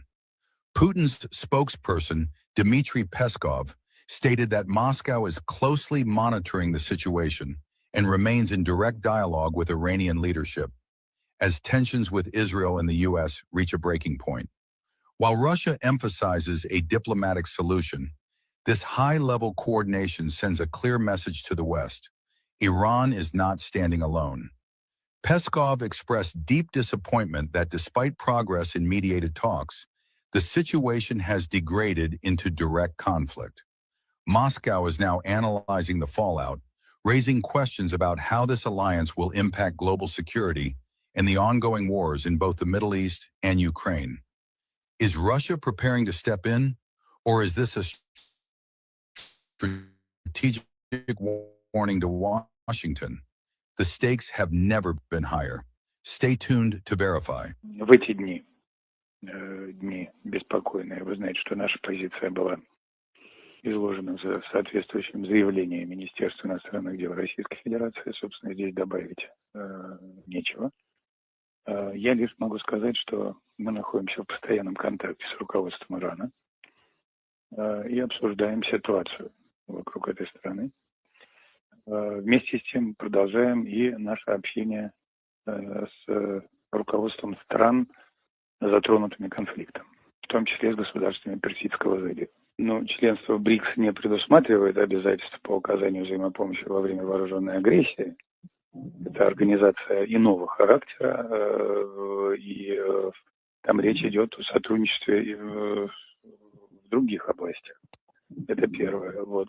Сейчас пока со странами БРИКС контактов нет. Как я уже сказал, мы в контакте с руководством Ирана, вот, а также с государствами, которые затронуты конфликтами, в том числе государствами Персидского залива. Все-таки Атака Израиля и США на Иран произошла спустя буквально несколько дней после проведения очередного раунда переговоров. И Иран, как заявили власти, готов был пойти на уступки. Сейчас уже от переговоров не отказывается. Тем не менее, и Вашингтон выбрал войну. Вот какие выводы на этом фоне может сделать Кремль? И насколько вообще мы можем быть уверены, что после заключения мирного договора по Украине какого-то ощутимого прогресса те же США не откажутся от него? Безусловно, мы анализируем ситуацию и выводы делаем соответствующие. Но продолжаем работу, которая в наших интересах. Россия сохраняет свою позицию, неоднократно изложенную президентом Путиным, о том, что политика дипломатического регулирования является предпочтительным to be able to translate what they're saying. Россия сохраняет свою открытость с тем, чтобы добиться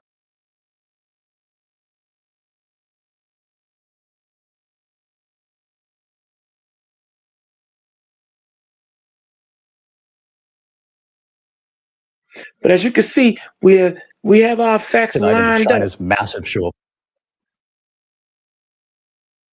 Go ahead, Seventh Answer, run it.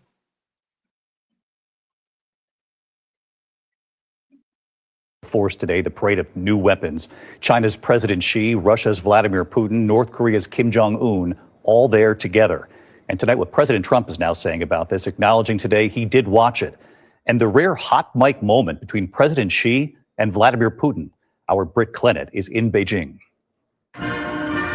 Tonight, a defiant show of force. China flexing its military might with its largest ever parade, sending a clear warning to the US it will not be bullied.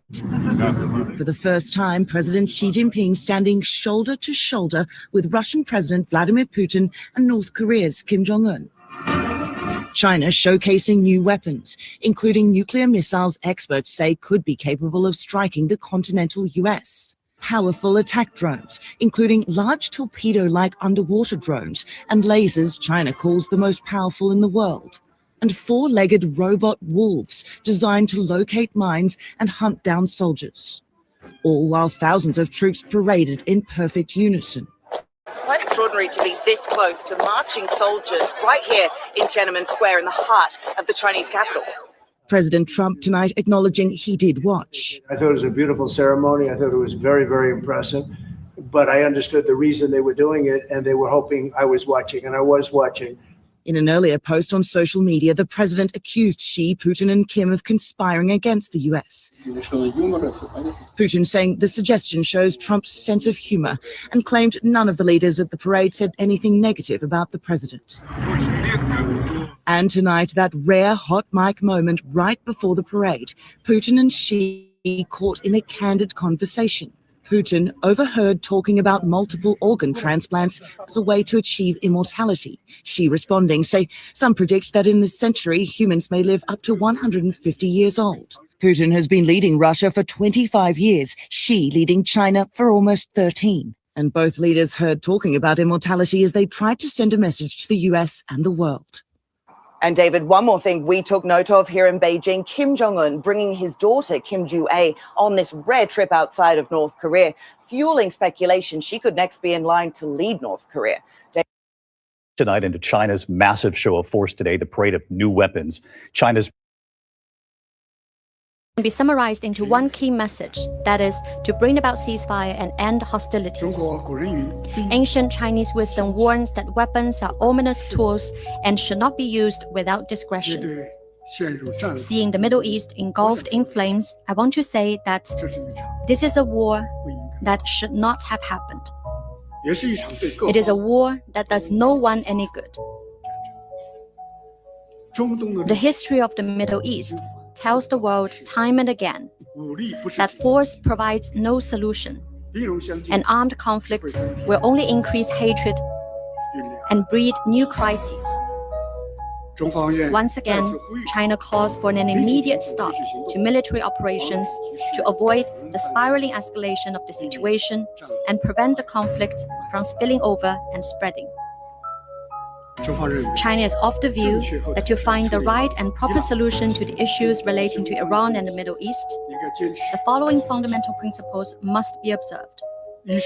First, respecting state sovereignty. Sovereignty is the cornerstone of the current international order. We believe that the sovereignty, security, and territorial integrity of Iran and all countries in the Gulf region should be respected and must not be violated. Second, rejecting the abuse of force. Might does not make right.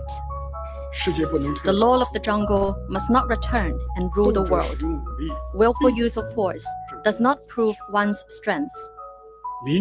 Civilians are innocent and should not be victimized. Third, non-interference in internal affairs. The people in the Middle East are the true master of the region. Middle Eastern affairs should be determined by regional countries independently. Plotting color revolution or seeking regime change will find no popular support. Fourth, promoting political settlement of hotspot issues. China always believes that peace is the most precious. All sides should return to the negotiating table as quickly as possible, resolve differences through equal dialogue, and make efforts for realizing common security. Fifth, major countries should play a constructive role and use their strength in goodwill. Another ancient Chinese adage reads, "When benevolence and justice are not practiced, the position of strength shifts." Major countries should act in the spirit of justice and righteousness and contribute more positive energy to peace and development of the Middle East. As a sincere friend and strategic partner, China stands ready to work with Middle Eastern countries to implement the Global Security Initiative and restore order to the Middle East, restore tranquility to the people, and restore peace to the world. Thank you. Can be summarized into one key message, that is, to bring about ceasefire and end hostilities. I told China and I told Russia, we get along with you very well. We like you very much. We don't want you there. You're not going to be there. And if we didn't do this, China would have been there and Russia would have been there. Maybe they both would have been there together, but they're not going to be there now. One thing I will tell them, and I will tell you, that we are open for business. China can buy all the oil they want from us there or in the United States.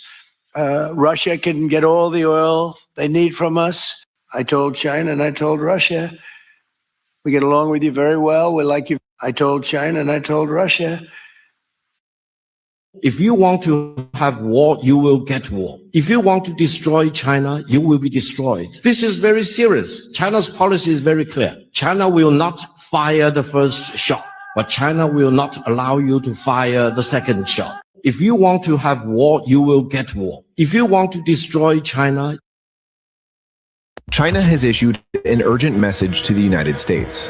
Beijing says it is prepared to meet the expectations of restoring peace in the Middle East if Iran formally requests its support. The statement was simultaneously reported by several of the world's largest international news agencies, immediately drawing global attention. But behind the diplomatic language lies a much heavier geopolitical signal. In political terms, this phrasing suggests that China may be willing to assist Iran in the name of restoring peace. That assistance could take many forms: diplomatic pressure, strategic mediation, or in the most extreme scenario, even a military operation, as long as it leads to a rapid end to the conflict. Right now, no one can say with certainty what Beijing is truly planning. However, analysts and security experts largely agree on one critical point. The ongoing conflict surrounding Iran is already causing significant strategic and economic damage to mainland China. And if those costs continue to rise, Beijing may eventually decide it cannot remain on the sidelines any longer. China has issued an urgent message to the United States. We could blow up the world 150 times. We're number one, Russia's number two, China's number three. I've spoken to President Putin about it. I've spoken to President Xi about it. Way behind, but they'll be even in 4 or 5 years. They're, working overtime. I think that denuclearization would be a great thing. if you want to have war, you will get war. If you want to destroy China, you will be destroyed. If you want to impose nuclear war on China, you will be wiped out by nuclear war. Okay, this I is hope y'all very listening. serious. China's I hope you're policy paying is very attention. clear. See, China hold will on a not second, fire the first shot. See, as you can see, ladies and gentlemen, the seventh answer has lined all these videos up. And here I gave the preface in the opening, but as you can see, we are not pulling what we're saying out of our butts. We're not making it up. When we do our research here, well, I go deep. But as you can see, Seventh Answer, she goes Jaku Stowe deep. But the bottom line is it works. We put in the work. And you hearing what this man is saying? You hear what these people are saying? They're not playing. Donald Trump is doing, you can do all that John Wayne tough talk all you want. This man is letting you know, yo, you step to China, we ready. You want to bring aggression, bring it. People are tired of you, Esau. They're tired. All that white supremacy, mighty, whitey, that's over with. And they're letting you, and it's being known now. And it's being spelled out. And if it's not going to be spelled out, we're spelling it out. And this is not getting at all white people. But your leaders, your brethren are out of control. And this is why now biblical prophecy is rolling out.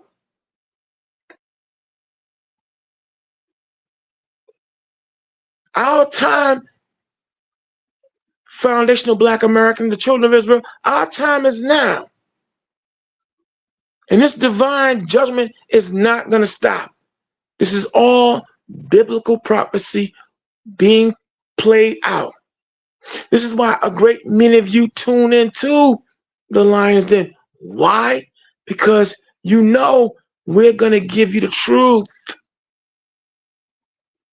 See, we don't have any sponsors, any Democratic, Republican, or anybody else breathing down our backs that we rely on their money. And we got to teach their lie. No. When you're independent, see, that's why the 7 I, one of the 7 I's, independence. We're independent. Therefore, we can say what needs to be said, how it should be said. And that is an uncompromising, unflinching truth. The vibrational truth, the sound of truth is what inspires and motivates people across every racial divide. So as the conversation continues, the Lion's Den, welcome. Karima, let's keep the energy going.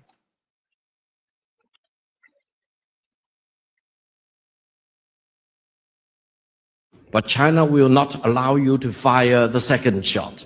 If you have not watched the Victory Day parade in Beijing on September the 3rd, one of the weapons China demonstrated is a missile with all the warheads. We call it 61 because it can contain 60 nuclear warheads plus 1 hydrogen bomb. Now, in the world of today, let me tell you, which country has hydrogen bomb? China is the only country with hydrogen bomb. And that ICBM can cover every corner of the world in less than 20 minutes and destroy any target in any corner of the world without any possibility of being intercepted. I hope Washington has learned the lesson. We could blow up the world 150. The world has changed much since that last visit. And I believe the progress that we have made in the partnership sets us up well for the new world order. Canadian Prime Minister Mark Carney is touting a new strategic partnership with China in talks with Xi Jinping in Beijing as part of what he has said is a new world order, in part due to the fallout from Trump tariffs in the United States. Now, there's been a noticeable tone shift from Ottawa towards Beijing as Carney wraps up the first state visit to China by a Canadian leader in more than 8 years. Now, after a lengthy diplomatic chill, the two nations have signed a series of agreements, including an energy pact that could see more Chinese investment in Canada and open up opportunities for China to buy more Canadian oil and LNG. Also, in quite a breakthrough, Carney says Canada will allow 49,000 Chinese electric vehicles into Canada at a tariff of just 6.1%, down from 100%. Xi reciprocated, according to Carney, by reducing its 100% ag tariff on canola or rapeseed to 15%. Xi Jinping hailed the talks as having achieved positive results.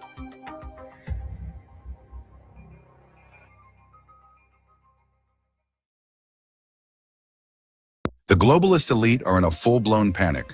Mark Carney just admitted it in China. The New World Order they've spent 80 years building is officially dead, and President Trump is the one who ended it. The facts are blunt. Trump is completely rewriting the rules of foreign policy. Instead of the old imperial playbook of regime change and chaos, he's choosing stability. Look at the Middle East.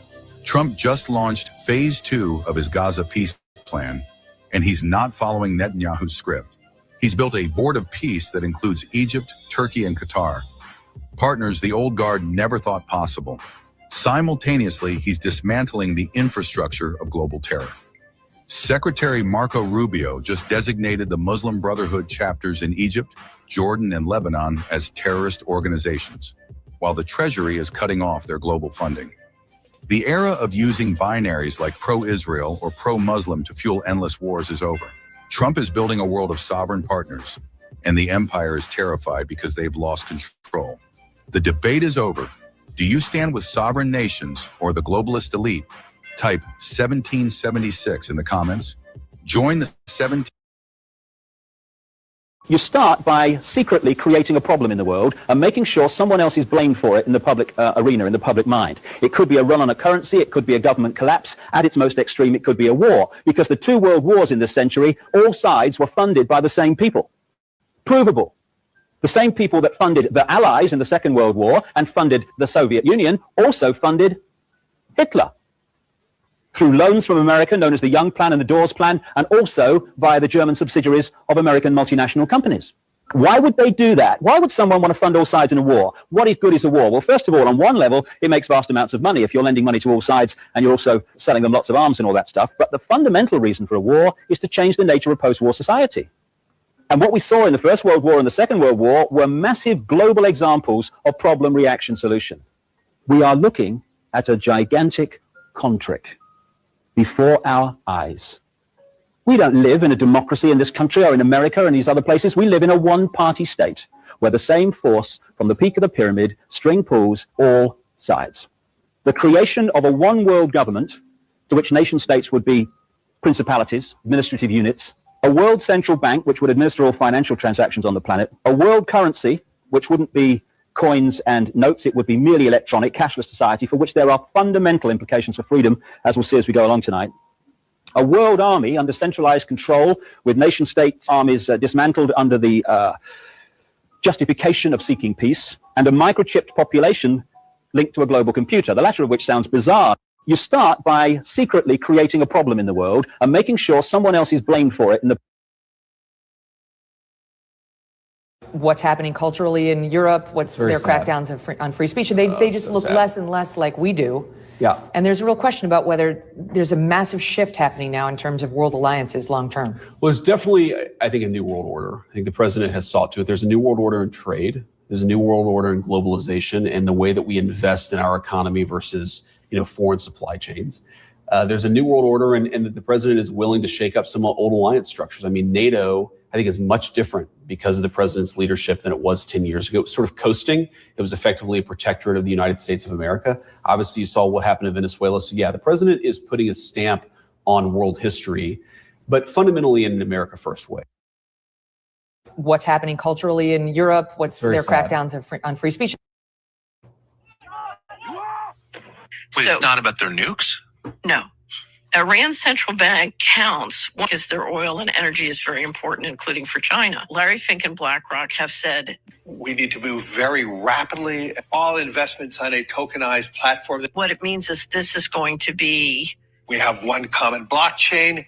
Potentially $100, $200, $300 trillion market. This confirms what was said on this viral post from this anonymous user, who even predicted the exact date that the war would start. He said the main reason for this war is to get resources that can be tokenized through BlackRock. And he said the token at the center of it all would be called the Western Asset Reserve, aka ticker WAR. So it's very clear that our only chance of benefiting from this situation and getting rich is by following the elites and buying the token before it gets announced. And March 11th is a BlackRock event in Washington, D.C., and all signs are pointing to it happening on that date. The last time a token similar to this one was announced, it made 525 people millionaires overnight, and that was Trump. Do what you want with this info, but if you want to research this token yourself, just comment war down below, and I'll send you the contract address so you can avoid fakes. Remember, this is not financial.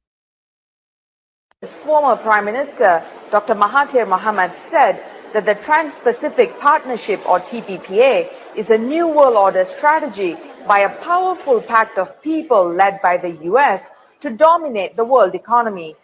Speaking at the international conference titled New World Order, Recipe for Peace or War, organized by the Perdana Global Peace Foundation, Dr. Mahathir said globalization and borderless trade are being used to establish a one-world government.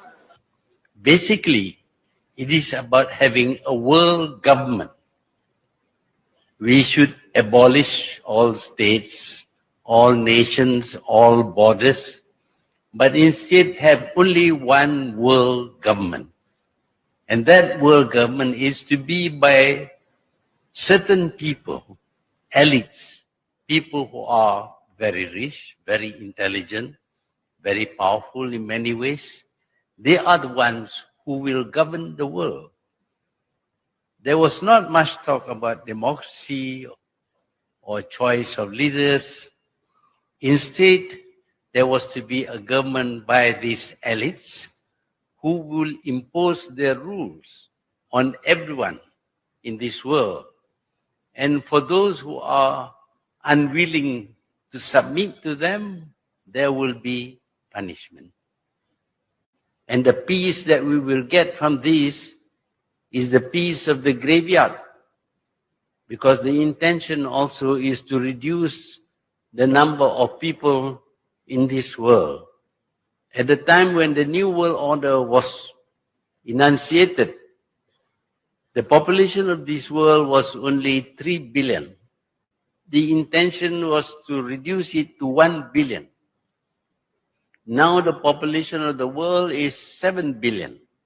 There will be a need to kill many billions of people, or to starve them to death, or to prevent them from giving birth, in order to reduce the population of this world. Now, are you hearing this?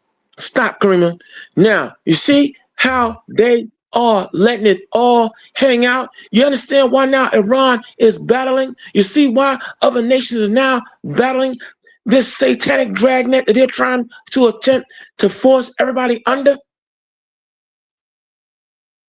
See, this is the Armageddon in full effect. New World Order. New World Order, more like it, as some have said. But this is not going to work. It can't go on like this. It won't go on like this. Now you understand why these wars are happening and why these conflicts are happening. This spirit of Antichrist is deep. And you've heard us say here on this many different broadcasts, you're gonna have to choose now.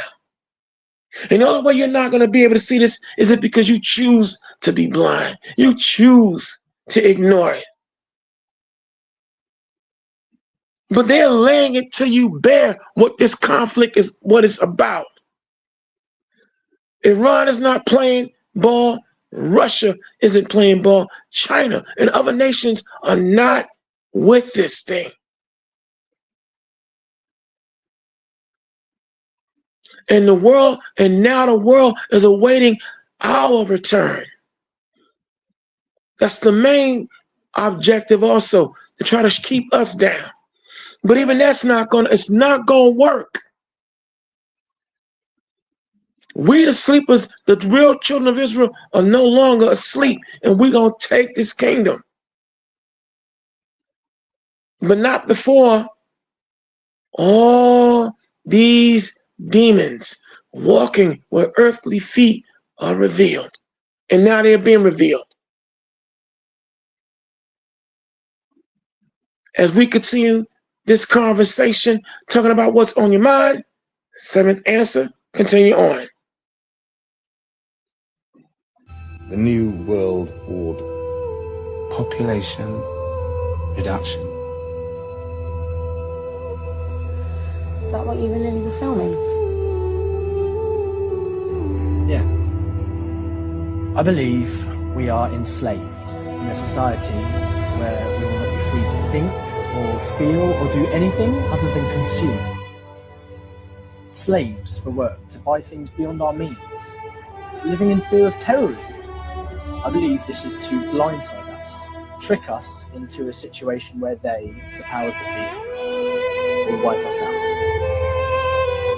Kill most of us. Kill all of us here. They are going to reduce population. That's why. Almost 7 billion humans use too many resources. This is a Right, climate change. climate change occurs naturally. The ice age. Climate change is fake? Cautious of you think you can save it. She needs saving, especially from us. We just won't save it. Hypothetically, if we want to conserve 80% of the planet's resources, then we should get rid of or cut that 20% of the population who are consuming it. Hypothetically, I guess that will go through. Final solution. And how could they reduce the population? I'm not stupid. Hitler said, bigger to lie, more than people to do. I think it will be done at the start. The armed forces are going to kill us. They'll follow orders of what they've been trained to do. They're being taught to be racist. The army are already killing people in other countries. People in power are using fear to fuel racism. How long before they use this racism to get soldiers to turn them around? Innocent people living in a police state. So they become control the military movement of individuals. Okay, you know what? On this one here, can we pass? Because the music is just drowning out what they're saying. Good grief. Oh, goddamn. And then they intentionally reduce the mass of the world population. Mass genocide. The best example of how the Illuminati bankers funded both sides of World War I was given through Max and Paul Warburg. Paul Warburg's firm of Kuhn, Loeb and Company was in charge of Liberty Loans, which helped finance the American military. Max Warburg's firm of M.M. Warburg and Company helped finance the German military. The Rothschilds were unable to control Russia because of the Tsar until World War I, when the alliance between the European and American bankers was complete. Jacob Schiff spent $20 million in gold to finance the Russian Revolution through Leon Trotsky, who was exiled in style in New York. Of the 384 commissars that were to make up the new Russian government, 264 had come from the United States. When the ship carrying the men and materials for the revolution were seized at the port of Halifax by Canadian authorities, President Wilson secured their release by stating that if they weren't let go, the US would not enter the war. Lenin, exiled in Switzerland, promised to make peace with Germany if he overthrew Russia's temporary government. He was placed in a sealed railway car with $5 million in German gold and was sent to Russia. When the elections were held in November 1917, Lenin's communists received only 24% of the vote. Lenin had to use force in order to represent the people. The United States stepped in with enormous amounts of food and relief supplies as famine gripped Russia while Lenin took control of it. This opened the door for American industrialists and financiers like J.D. Rockefeller to build the infrastructure of Russia. The net effect was that America continued to support the communist revolution. This support was extended as power was transferred from Lenin to Stalin in spite of Stalin's ruthlessness. World War I ended according to the master plan of the 20th century Illuminati financiers. They knew that communism could only continue so long as capitalism supported it.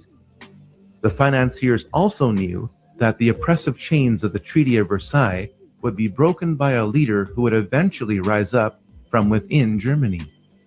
Welcome to the first round of Problem, Reaction, and Solution. Have a plan.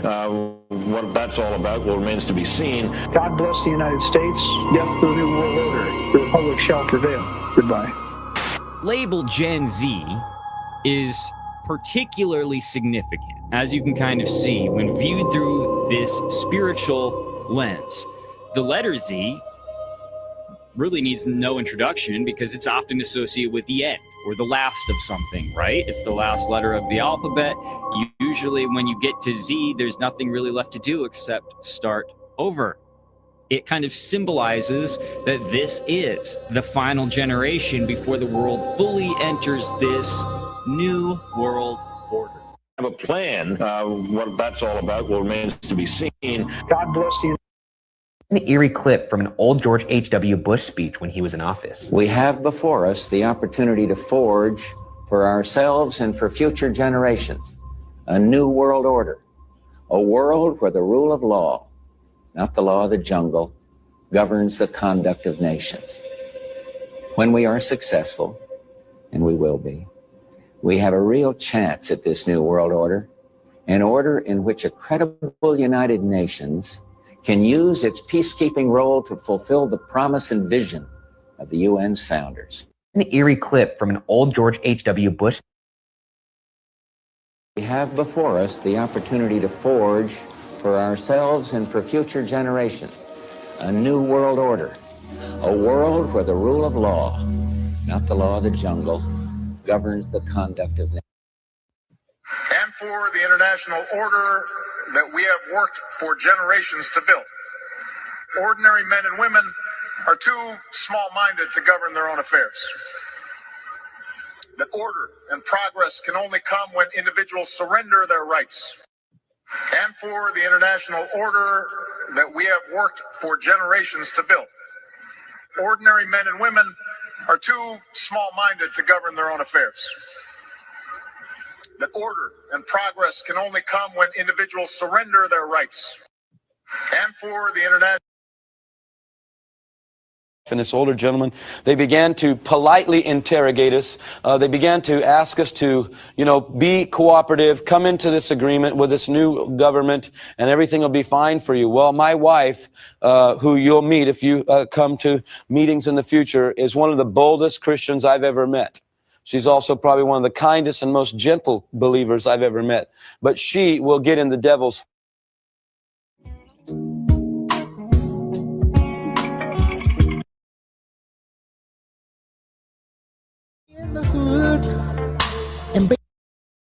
As Billy Joel, Dale Shannon, Dusty.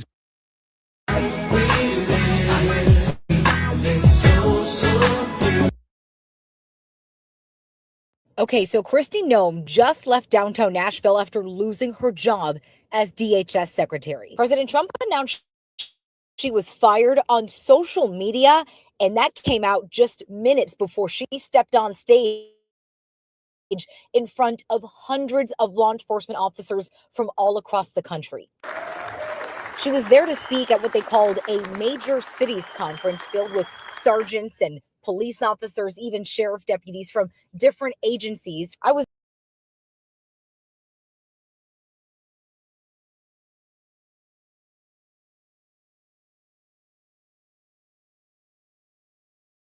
Okay, we're back. Now, not that we've gone anywhere, but as you can see, we had to let all the videos and lined up by the seventh answer run. But as you can see now, everything you've ever heard us talk about, we're showing you where we got it from and why it is imperative that you pay attention to what's happening around you right now. This is all orchestrated by design. But this madness is now being curtailed and shut down. No, we're not going to give up our rights. We're not small-minded. All right? And no, we're not going to allow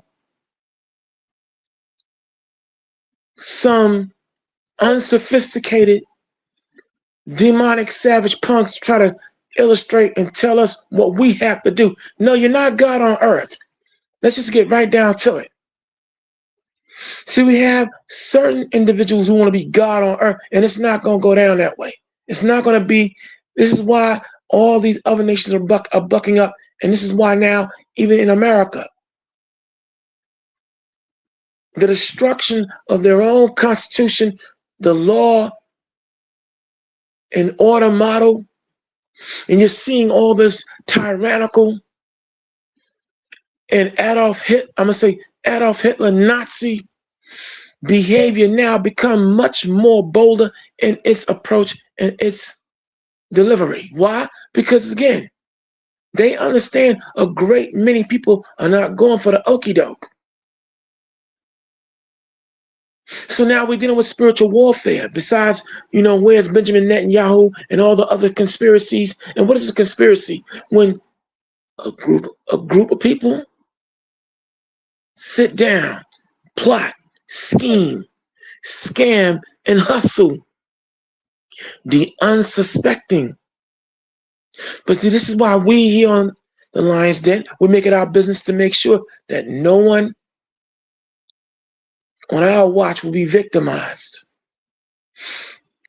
And it takes a lot of heart to come out here and do what we're doing, because now, they're pulling out all the stops. There's certain forces out here pulling out all the stops. And if you've been paying attention, there are a lot of influencers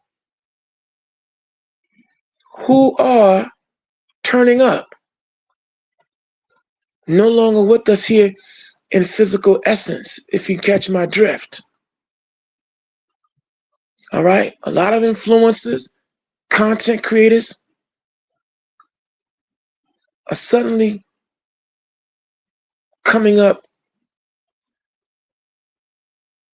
again, no longer in physical essence. Now I wonder how that is and who's doing that. And now you understand, again, why. Way back in 2002, when you had former head of the Federal Communications Commission, Michael Powell, the son of Colin Powell, lift the ban that stopped big media corporations and conglomerates from being able to buy up all the airwaves, audio, print, you name it. He lifted that ban, which enabled him to start taking over. Even with a show like this, there are certain things that we have to conflict with and deal with. But still, there's a will, there's a way. But we're here to make you understand what exactly you're dealing with. Listen to this, y'all. Pay attention carefully. The wordplay they're using is skillful. That's why you need us to be on the job. Take it away, seventh answer.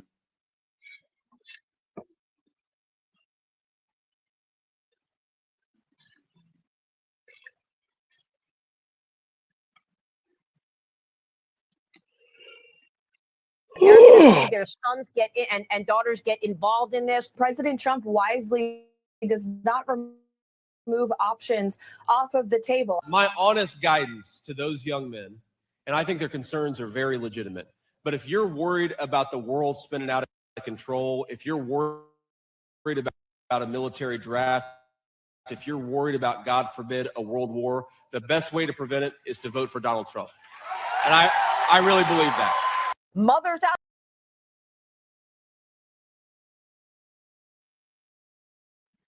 But yet, under this cloud, here we are now, knee-deep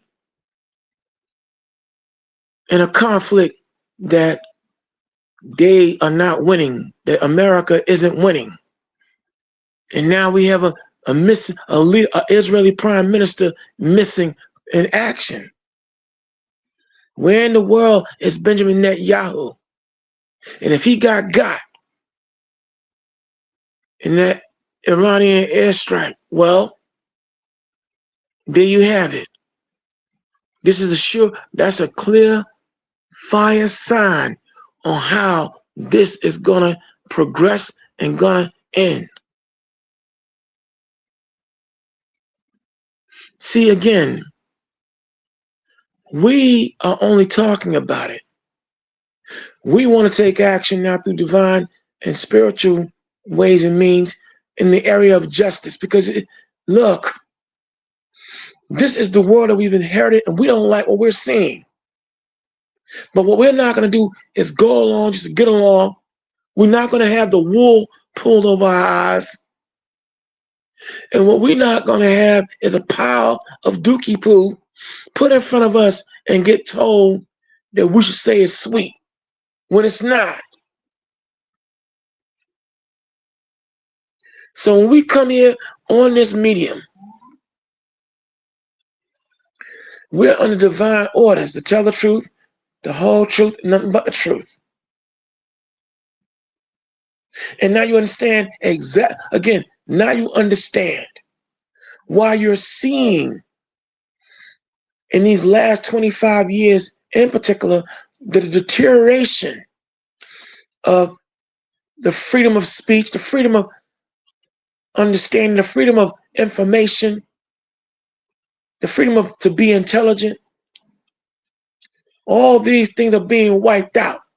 You're seeing, this is why you understand now why the police force in this country is getting more and more and more Gestapo in nature. Now you're understanding why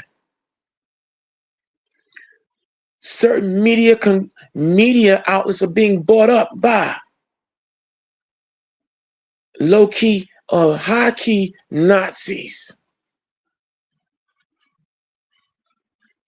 Now you understand why the bad food, bad medicine, the cutting of Medicaid and all these other much-needed programs are in effect, because you have diabolical fools who in their desperation to rule are willing to make the attempt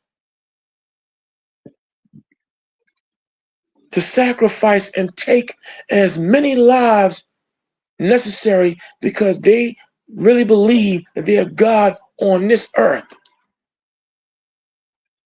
So as the conversation continues, where in the world is Benjamin Netanyahu? Let's take it away, Seventh Dancer. Woo.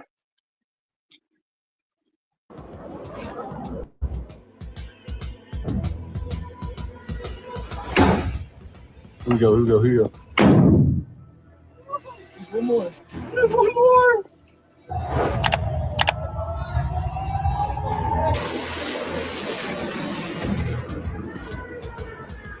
Iranian media is now claiming that Israeli Prime Minister Benjamin Netanyahu may have been hit in a major Iranian strike, and that his current fate remains unclear. Here's what is being reported from Tehran. Iranian outlets, especially Tasnim news agency, which is closely linked to the Islamic Revolutionary Guard Corps, say Iran's latest missile barrage successfully struck high-value Israeli targets. Among those targets, Netanyahu's own office. According to these reports, Iran deployed advanced K-bar-Shakan ballistic missiles, weapons specifically designed for deep precision strikes against hardened military and leadership facilities.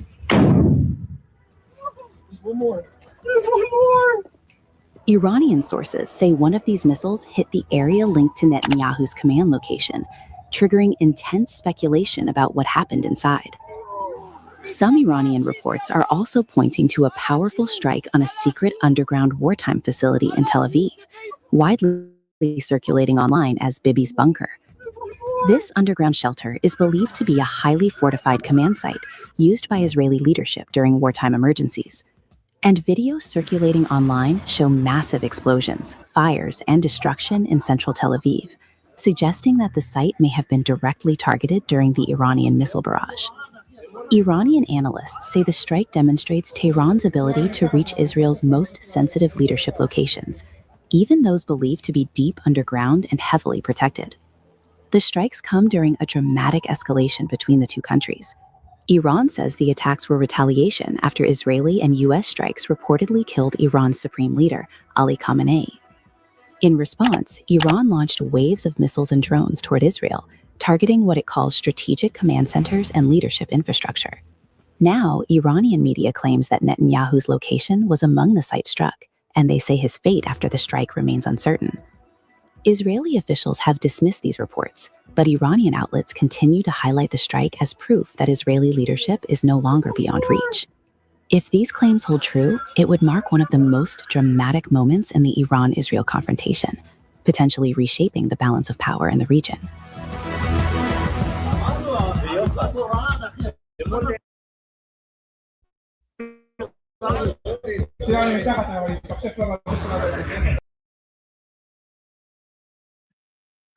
And I say, in the immortal words of recording artist and rap legend Reggie Noble, better known as Redman, he said it so many years ago, no matter who you are, you can still catch a bullet scar. And when we're looking at it right about now, hey, I wonder how Iran was able to pinpointedly hit these potential locations that Benjamin Netanyahu were at. I wonder how they knew that. I wonder who told them. Think about it. I've been showing you Russia ain't in league with America, China, and all the other nations now are not in league. But we're going to continue on with this conversation. Where in the world is Benjamin Netanyahu? Conspiracies, fallouts, spiritual warfare, revelations here on. The conversation continues. The Lion's Den is where it's at, y'all. Take it away, Seventh Answer.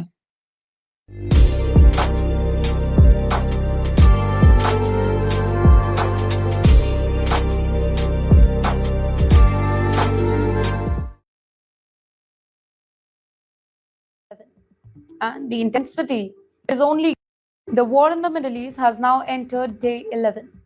And the intensity, it is only growing every single day. Fighter jets roar across the skies. Missiles are launched across the border, and the whole region is watching one of the most dangerous confrontations in the years unfold. Welcome to Times XP's war coverage. It's me, Fithia 3. Well, massive airstrikes have been reported across Tehran and other strategic locations inside Iran. According to the officials from the United States, the joint military campaign with Israel has targeted key military infrastructure. Now, these include missile launch facilities, weapon storage sites, and installations that are linked to the IRGC. Iran soldier. American officials claim that the scale of the operation has been enormous. They say that thousands of strikes have been carried out, aimed at weakening Iran's ability to launch missiles and drones. According to them, the goal is to cripple the military network that support Iran's regional operations here. In the meantime, Mr. Trump has suggested that the conflict might end soon, even as military operations continue across several fronts. Ladies and gentlemen, his statement has sparked debate among analysts who kind of believe that the whole situation on the ground, it remains highly volatile. However, Iran is sending a very different message here.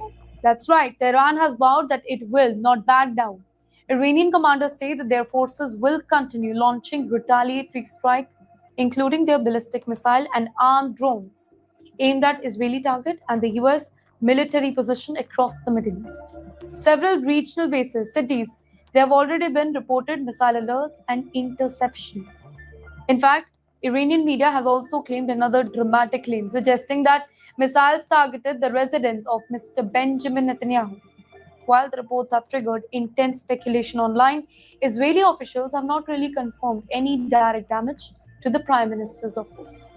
At the very same time, explosions have been reported at energy facilities in Tehran, including areas that are linked to oil storage. So, if that is confirmed, then such attacks could have major economic implications because Iran is one of the world's significant energy producer. But perhaps the most serious warning from Tehran, it concerns over one narrow stretch of water that entire world depends on. Iran has hinted that it could take action around the Strait of Hormuz, the vital maritime corridor through which nearly 1/5 of the world oil passes every single day. So basically, any disruption in this waterway could send global energy prices soaring and affect the economies far beyond the Middle East. And that is why, ladies and gentlemen, governments across the globe, they are watching the whole conflict with growing concern, because what really started a series of military strikes is now evolving into something far more complex. A regional confrontation involving multiple countries, strategic oil routes, and some of the world's most powerful militaries.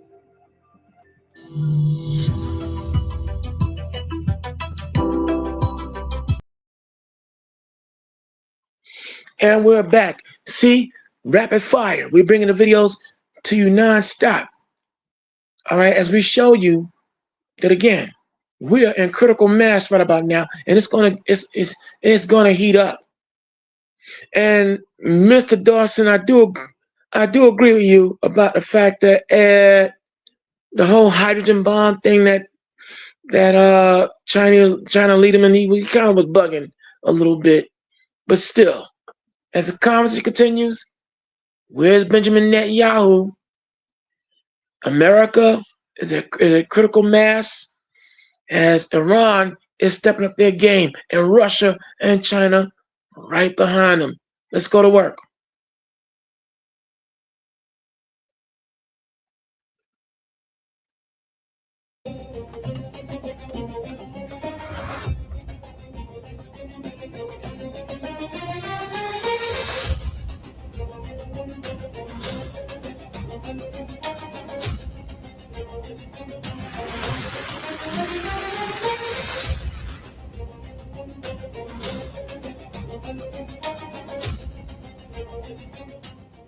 As per reports in Reuters, as many as 150 US troops have been injured in the Iran war, sources say. The conflict's intensity is becoming increasingly clear, with American forces facing sustained Iranian retaliatory strikes across the Gulf. These numbers underscore the human cost of Operation Epic Fury, just 10 days into what the Pentagon describes as a decisive campaign. The Pentagon confirms that about 140 American soldiers have been wounded so far.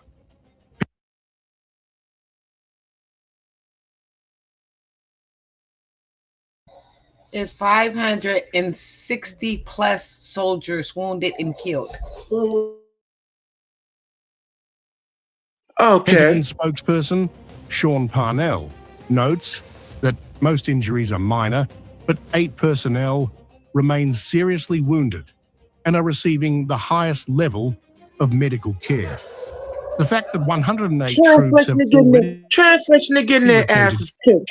They're highlights lying. both the resilience.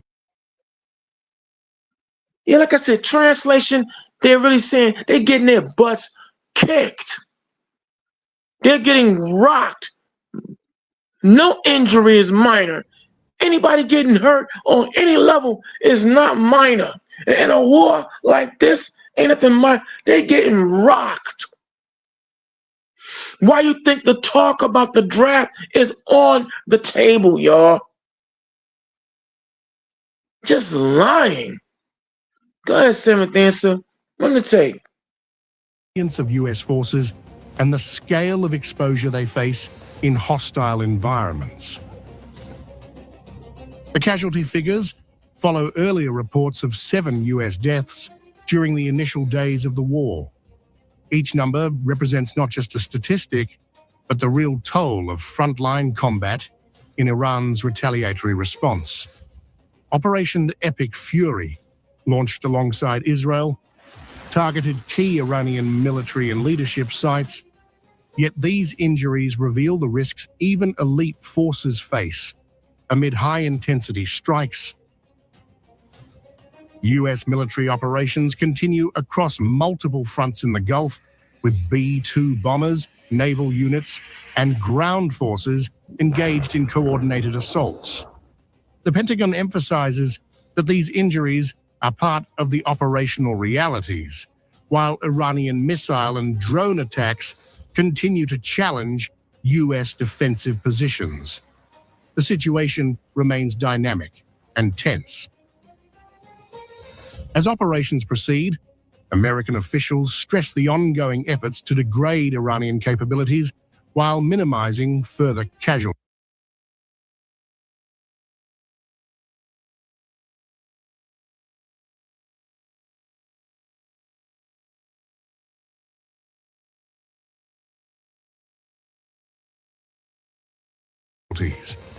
The early toll of Operation Epic Fury sends a stark message. The war in Iran is far from low risk, and each injury or death underscores the high stakes for US forces in the region.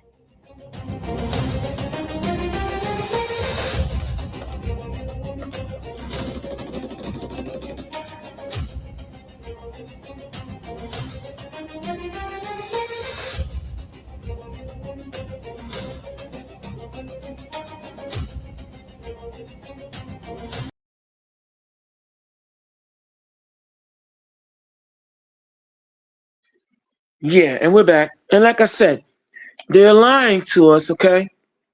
They're out there getting their butts handed to them. And see, as Seventh Answer just said, over 560. Probably even double that. Messing with it's probably double that, Seventh Answer, but still 560 US troops are catching their grave. Why? Because of a war predicated on lies, a war predicated on greed and straight gangsterism, and now they are up against an opposing forces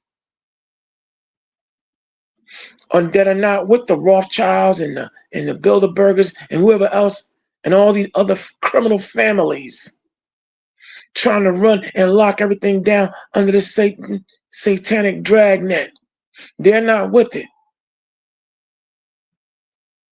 And I'm going to say, and remind some of you out there, maybe you forgot this particular incident, but ever since Pope, I think Benedict,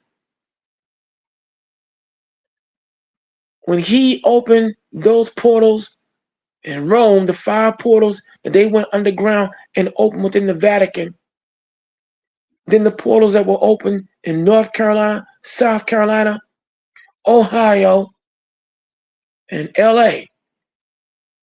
Whatever these people opened from 2025 on, 2024 going at 20, it's been non-stop madness. Have y'all noticed that? Whatever the Lord allowed them to unleash on this earth, it has been non-stop madness and chaos, violence, mayhem. Because, again, biblical prophecy is in full effect.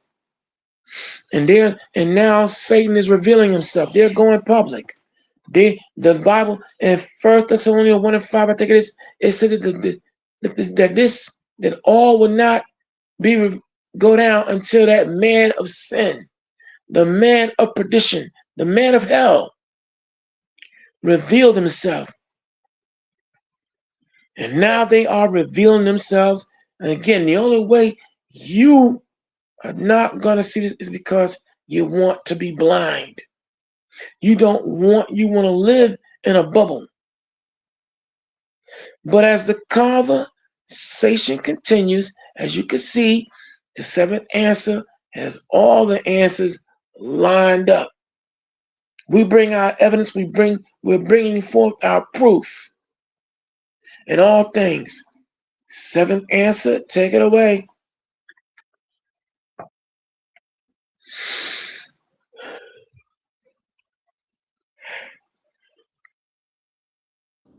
Is running shit down.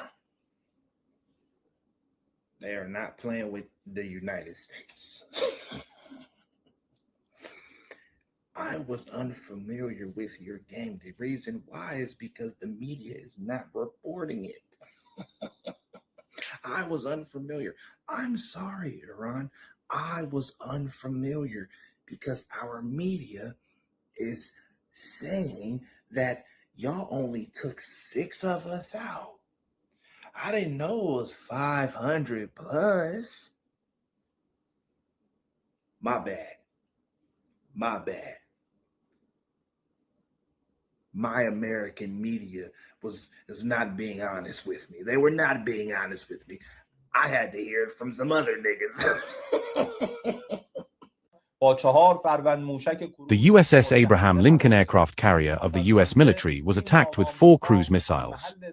US bases in the region were attacked repeatedly, resulting in the deaths and injuries of 560 US soldiers so far. The US naval base at Al Salem in Kuwait was completely out of action. The US naval base at Salman Port in Bahrain was hit by 4 drones.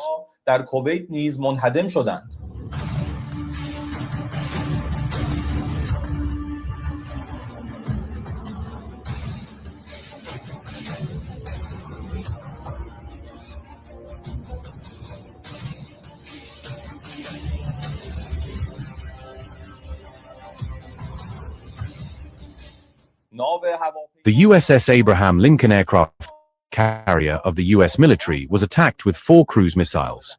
After the attack, the US aircraft carrier fled its mission location to the Southeast Indian Ocean. The US naval base at Al Salem in Kuwait was completely out of action following the recent attacks, and 3 US naval infrastructure facilities at Mohammed Al Ahmad in Kuwait were also destroyed. The US naval base at Salman Port in Bahrain was hit by 4 drones, causing severe damage to its command and support centers. In the continuation of the attacks on hostile naval targets, 3 US and British oil tankers in the Persian Gulf and Strait of Hormuz were hit by missiles and are burning. The US military base in Bahrain was attacked with 2 ballistic missiles, and other US bases in the region were attacked repeatedly, resulting in the deaths and injuries of 560 US soldiers so far. The proud pilots of the Islamic Republic of Iran's Air Force also successfully bombed US bases in the Persian Gulf countries and the Iraqi Kurdistan region in several stages of operations.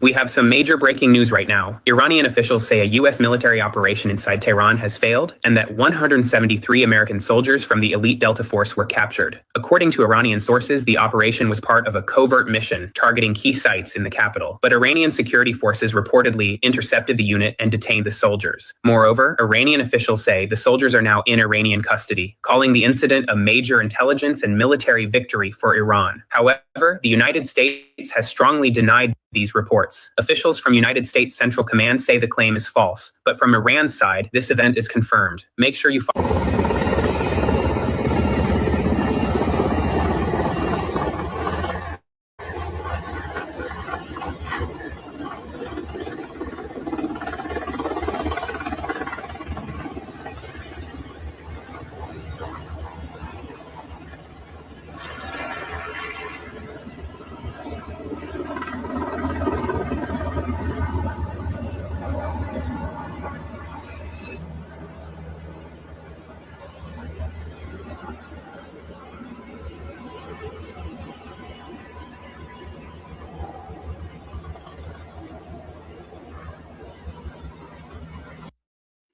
So you're telling me that people are getting their arms broken for speaking out against the war? So Marine Corps veteran Brian McGinnis got his arm broken yesterday for speaking out against the war. And not only did he get his arm broken, but he got arrested. And his family doesn't even know where he is right now. This man served for this country. This man put his life on the line for this country. And just because he spoke out against the war, he is now being punished? That's not American life. They handled that man like he was trash. I want to put the video up here. Matter of fact, look at this. Look how they handled this man. Mind you, his arm is broken. His arm. My arm is fucking broken. My left arm is broken. The question that needs to be asked is, are we at a point where our freedom of speech is at risk? Because I didn't see any reason for them to handle this man like this. Mind you, if you see, he's sitting right here. His arm is broken. Why did they handle him like that? Whether you like it or not, this is some scary shit right here. Look at that video. Yeah, let me say, that video, Kareem, I'm sorry, that video was god awful. His sons and daughters, the war for Israel. Your inability to name that shows your exemptness as leaders. Hold on, Kareem. I want to point something out. This is wrong. I want to point that out. He wants to fight. Real quick. That man is in full dress uniform. Sir is laying it all out bare, and look how they are beating up on him. Freedom of speech? I think not. You heard what he said. We should not be dying for Israel. And look how they on him. I'm willing to bet that those police in those uniforms are Israeli Mossad. I bet you they're not American. Run the video, Karima.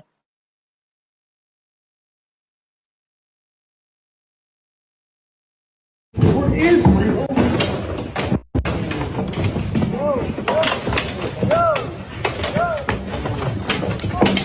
A reminder, Commandant, please stand up as a Marine and stand up for America.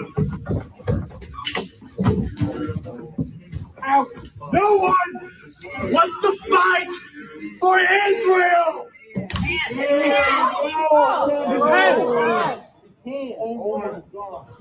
Oh my God. Sir, thank you for your service. The senator broke his hand. The senator broke his hand. Help him, please. Help him. Senator, He's a Marine. Someone come help him. control your Senate committee. Look at you guys. You're robots. You won't even look back. Look at you guys. You're like robots. Oh my God, what is happening? And you're not even looking back. Any of you 4-star generals. Oh my God, what is happening right now? Eyes front, robots. So you're telling me that people are getting their arms broken?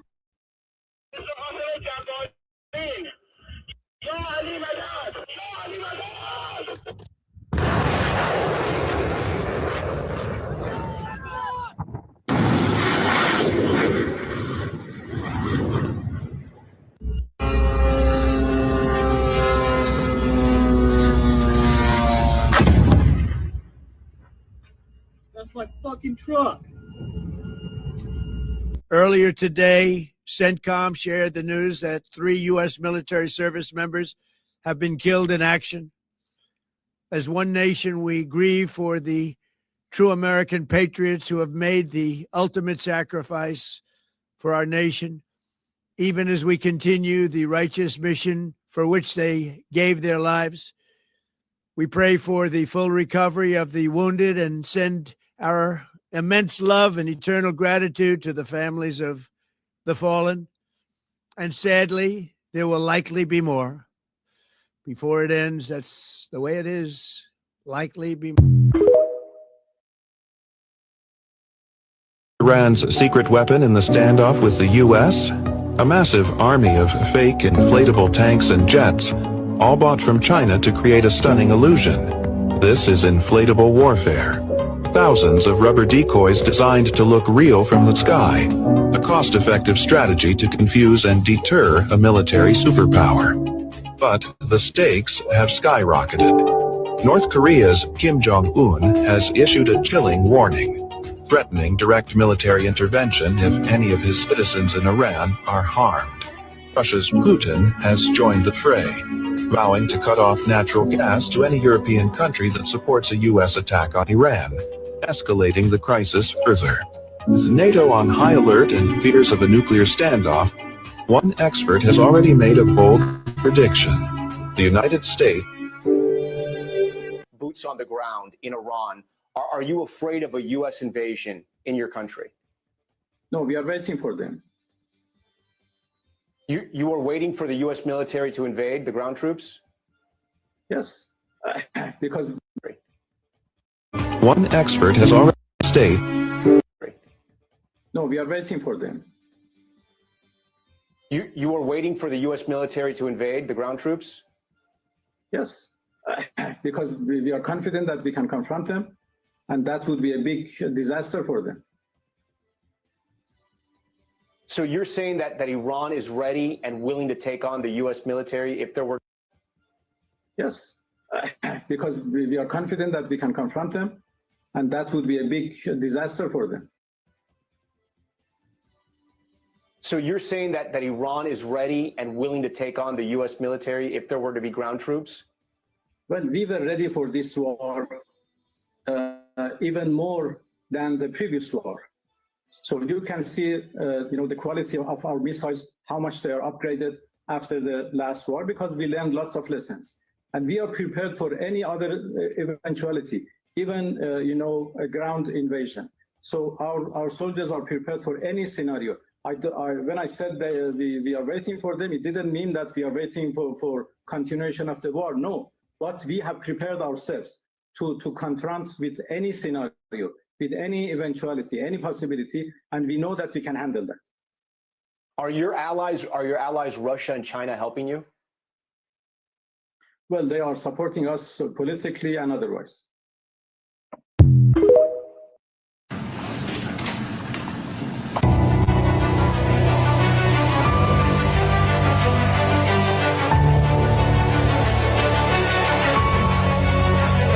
That's probably AI. What the fuck did you just say?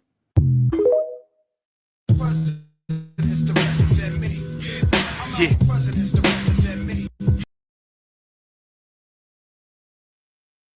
Did you hear that?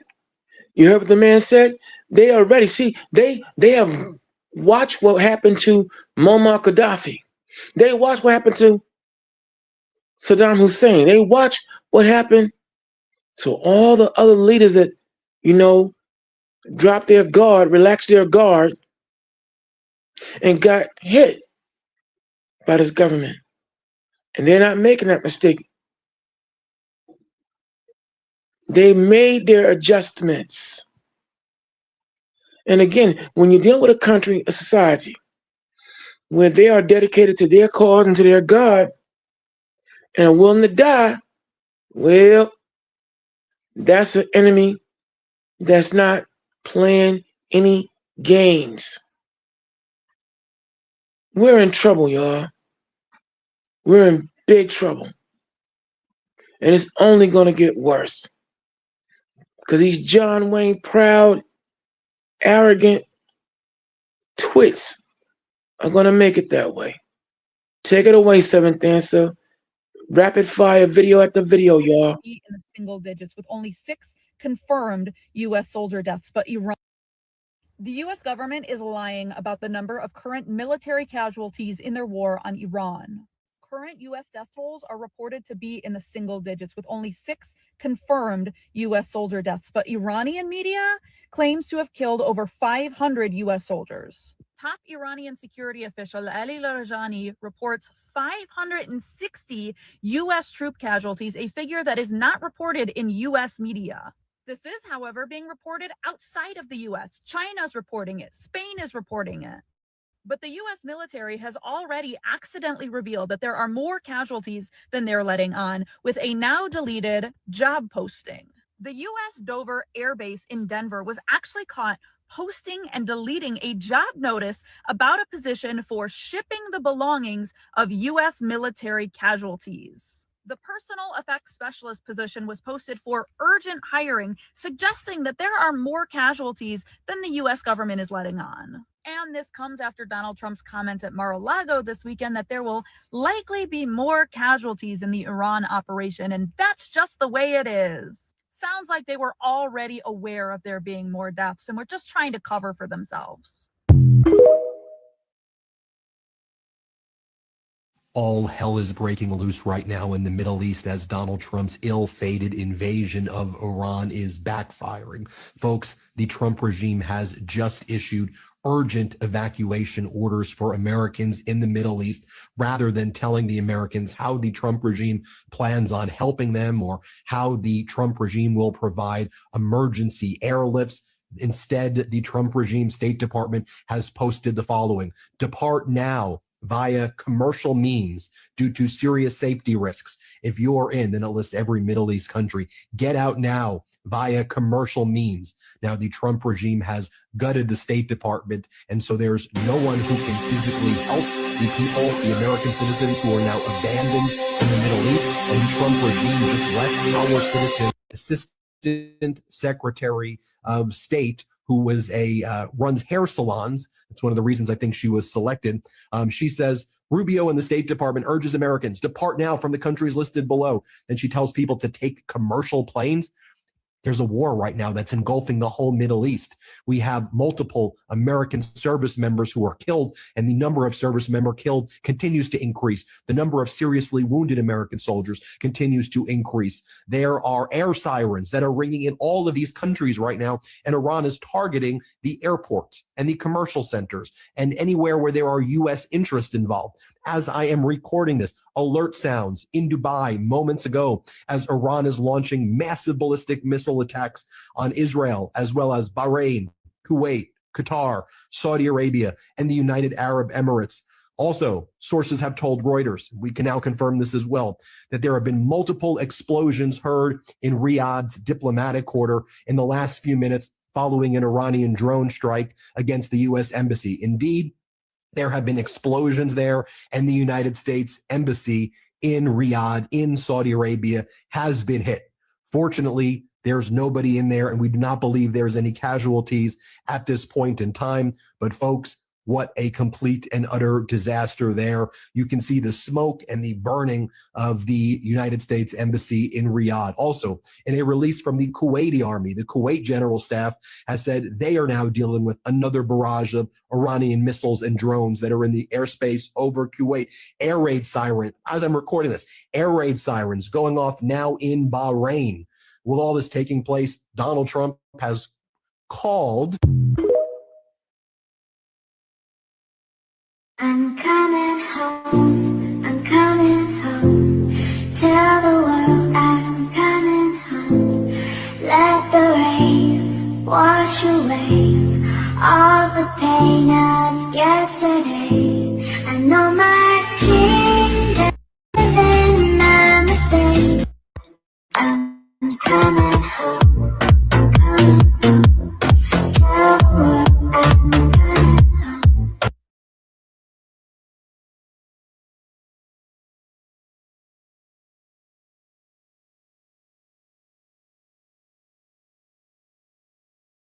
Confirmed that a suspected Iranian drone has hit a CIA station in Saudi Arabia's capital.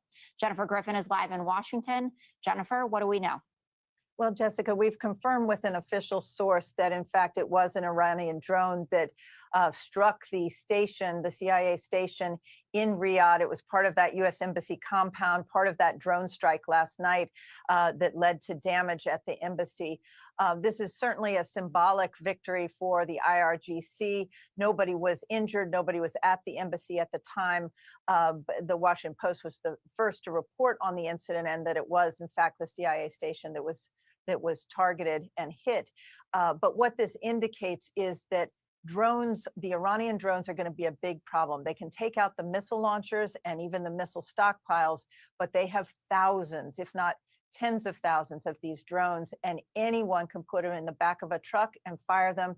These are really the new suicide bombs of the next phase in the Middle East, and they're going to be a problem for some time.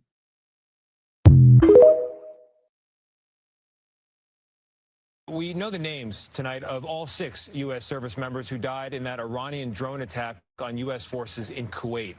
Tonight, the Pentagon says it believes Chief Warrant Officer Robert Marzan is among the dead, described by his sister as her baby brother and a strong leader who lived by example. And Major Jeffrey O'Brien's aunt described him this way: the sweetest, blue-eyed, blonde farm kid you'd ever know.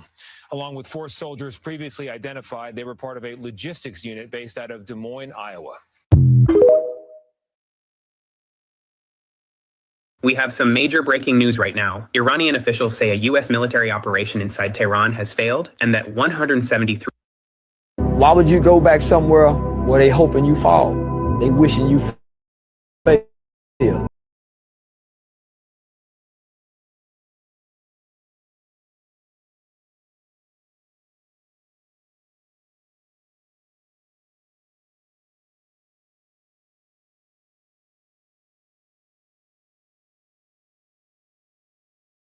Sorry about that, y'all. Anyway, as you can see, right, I said, I'm going to keep on saying, when they say 560, they really mean 1,560 soldiers are dead.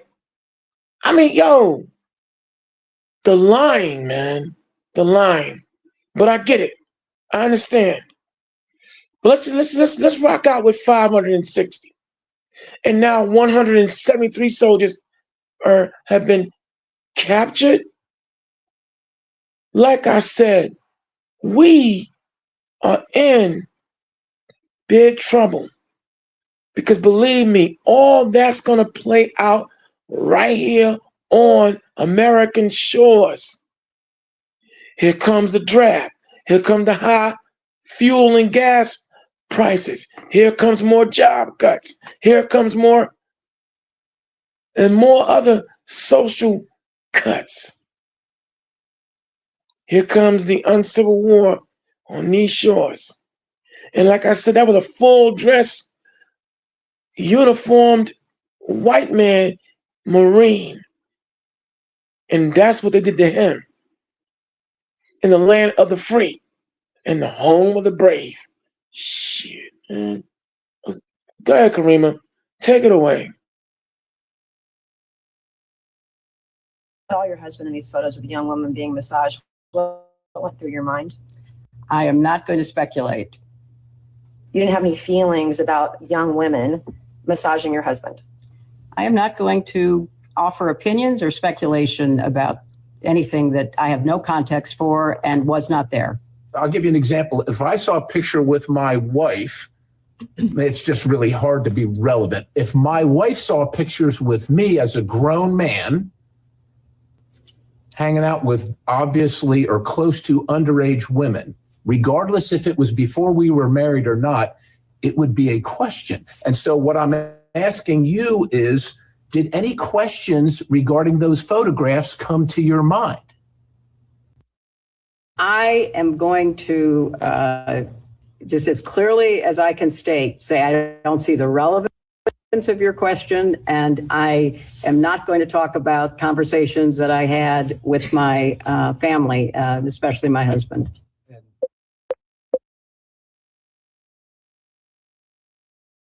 Yeah, and as we continue on in the conversations, all things Epstein, that's right, that's former First Lady Hillary Clinton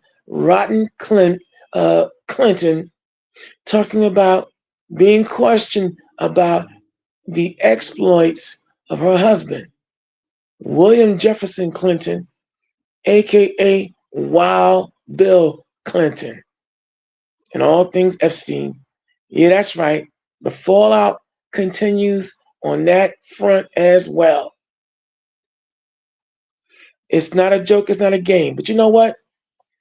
We've come to the third and final hour. Y'all, 3 hours have gone by. But we're going to continue this conversation. Don't worry. We will be back for all of our midnight. Well, for me in my neck of the woods, for all my midnight riders out there. Thank you for allowing us to come into your mind, soul, and cipher. And we hope you've enjoyed this presentation. We hope that you understand that the mission statement here on the Conversation Continues is the truth shall make you free. St. John 8, the 8th chapter of the Bible, 32nd verse. And so as we now sign off, we hope that this will inspire all of you in the listening. Okay, Hey, wait. I want to do this last one because I wanted to follow up with Bill's statement. Oh, all right. I can rock with you. Go ahead, Seventh Dancer. Take it away.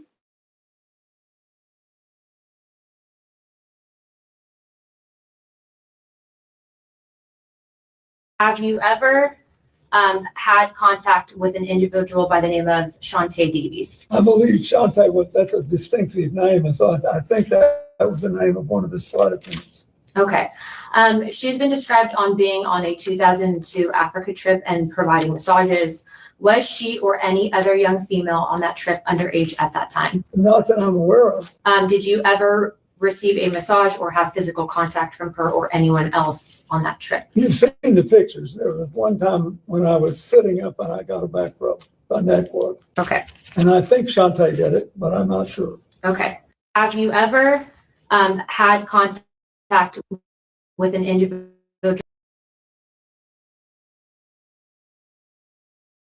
Okay. That's a whole nother show. We're going to have to go into that. My God. This Epstein thing is worse by the minute. We're going to go into that. I want to lead into that because I want to talk about him cloning animals with humans. I want to go into, back into the last discussion that we had about him cloning and using his DNA and all that. Yes. So that'll be on. Don't worry. We'll bring it up and we'll definitely have you lead the show on that one. So listen, like I said, you all, we hope that you've enjoyed.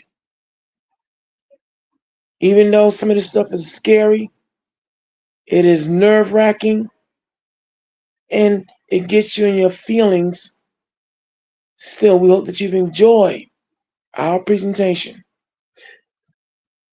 I'll ask you to forgive maybe every now and again where I might get a little colorful in language, but I'm only human, and I try to be as emotionally detached in my reporting, but some of this stuff bothers me as I'm ex-military. And, though I didn't serve in no major league conflict, still, the things I've experienced, the things I saw, and then now you have all this going on. Here we are being lied to, ripped off of our hard-earned monies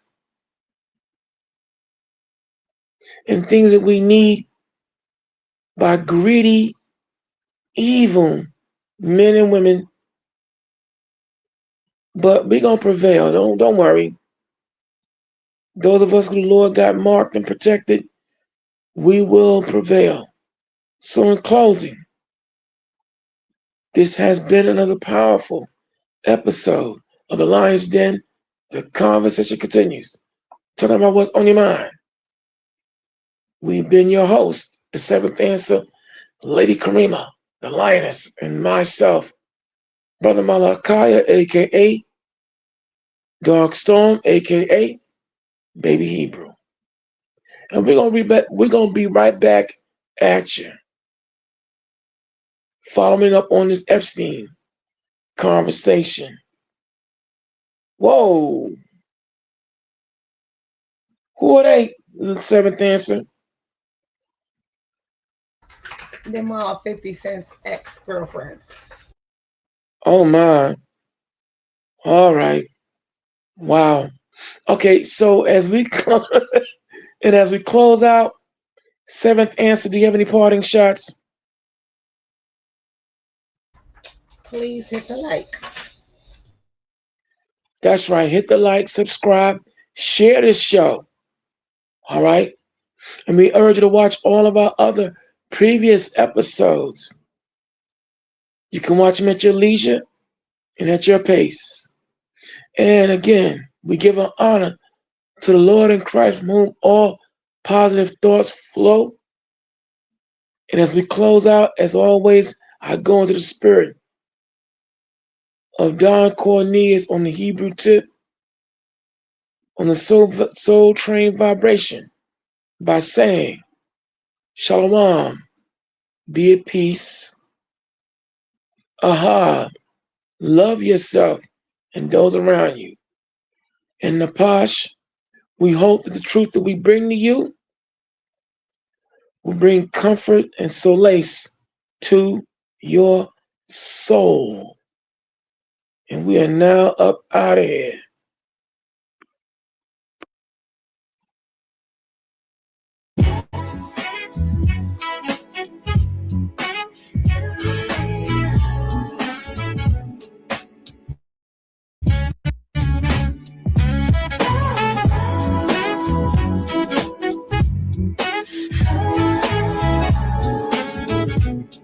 Yeah. 50 Cent's latest diss track and video are a contradiction. He's exposing others like P. Diddy and T.I. We're acting like a watchdog over the black community, but in reality, he's promoting violence and substances, glorifying get-rich-quick behavior. His video contains paraphernalia, showcasing it throughout, and he's acting like the king of it. This is hypocrisy, prioritizing self-promotion over constructive behavior and having a negative impact. That is correct, but you're attacking people's family, trying to call yourself exposing certain behavior, like T-Boy with the basically crime. Watch a video making it seem like you're gonna expose his past because you made a diss track, and his whole family clap back at you in response. You like that his whole family clap back, showing unity and that you're not gonna mess with them or profit off them. You being a watchdog, talking crazy about certain situations, dealing with the boxer and being very messy. That's how content is created in the rap industry. It's called fake beef. If you're gonna be a watchdog, you knew certain things were going down in the community that you didn't like, and you're making documentaries bothering people and profiting from it, but your violent streak record doesn't show approval. When you call yourself a certain people, you're supposed to be clean. Allegations have been brought upon you. Why are all your relationships ending with them saying you're abusive and filing charges? You may duck and maybe to suit them, but lifted the lawsuit for defamation of character. But your character speaks a lot. These people were in strong relationships with you, and each one filed charges against you. Even if you paid them off or worked it out, they still went against you and said you're that type of person. At the end of the day, you're talking about the personal life, and you have a background suggesting you're paying victims off.